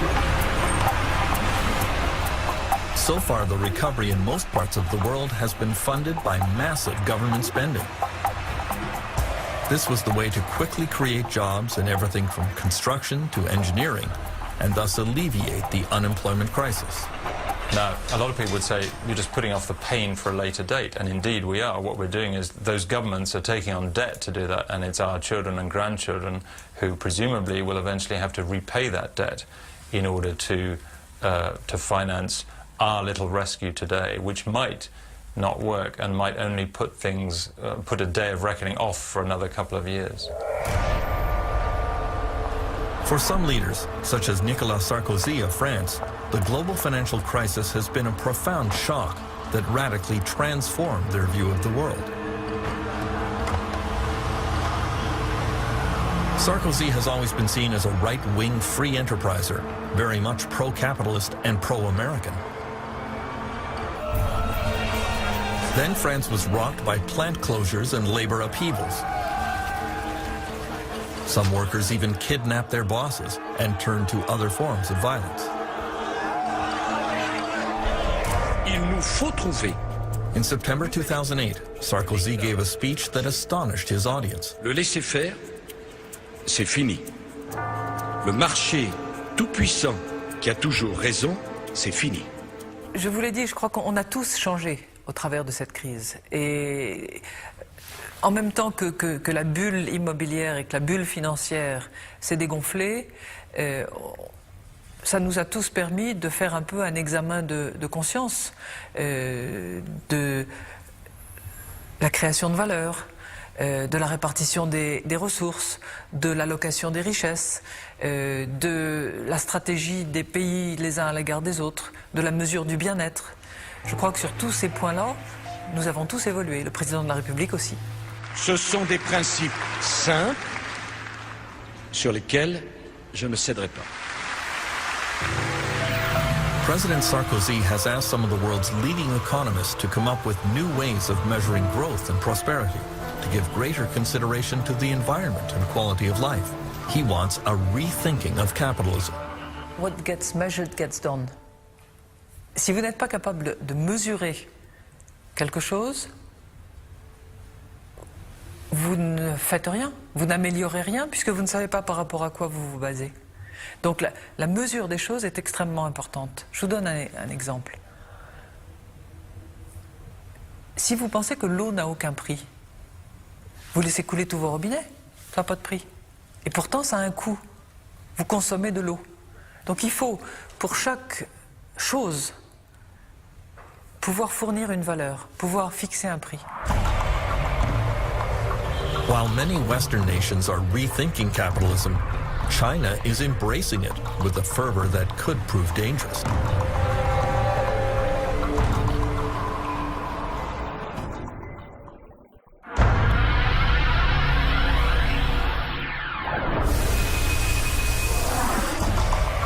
The Chinese economy has been surging ahead in the last few years, and many economists seem to believe that China can become a kind of engine that pulls the world out of recession.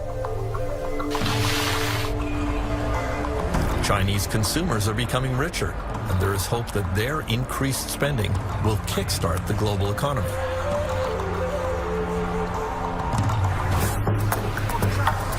On the other hand, there is widespread concern that the next real estate bubble that will lead to the next global meltdown is already inflating here. In the world's largest municipality, Chongqing, you see the construction of an endless supply of apartments right beside other apartment buildings that are largely unoccupied. Scenes eerily familiar from the real estate bubble which preceded the 2008 meltdown in Dubai and elsewhere.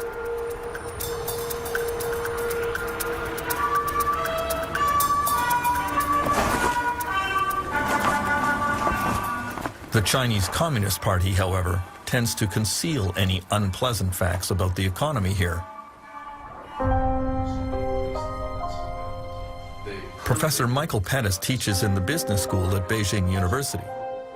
He says China watchers have to resort to odd measures to try to get at the truth about the real estate bubble.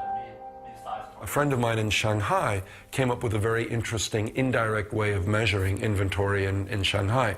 You know, a couple months ago we had an eclipse of the sun at 10 o'clock in the morning in China time, and it was a total eclipse in Shanghai.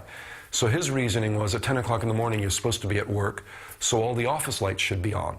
And he just rode around the city checking out the office lights. And he said that it's not a very scientific measure, but it led him to feel that there was an awful lot of empty office space.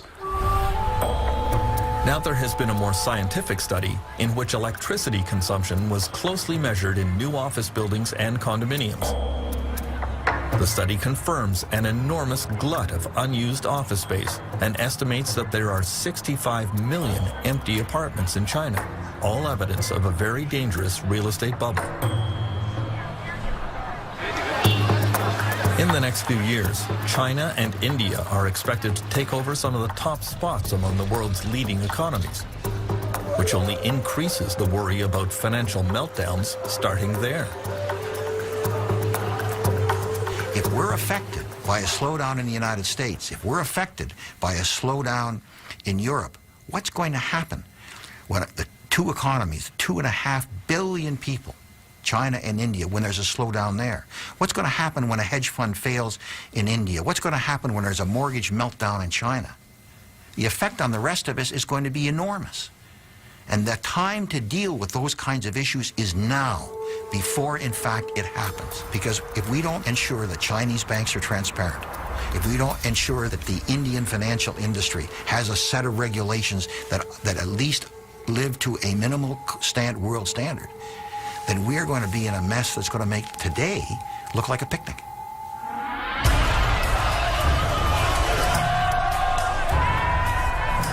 In the last 2 years, Canadians learned about the power and unpredictability of a financial crisis.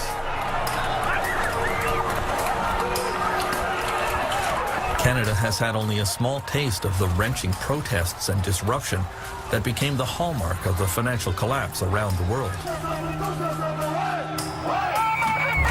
This was the first truly global economic meltdown, where the interconnectedness of the world economy exploded in ways that very few bankers and economists had foreseen. And very few politicians knew how to deal with. History has taught world leaders that major economic crises like the Great Depression go on for years.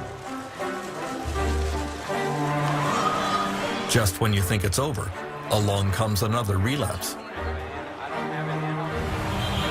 Even though the causes of the 2008 meltdown are now clear, there is no magic formula to stop it from happening again. The world has to start planning for the next crisis, even as we recognize that this one is not over yet.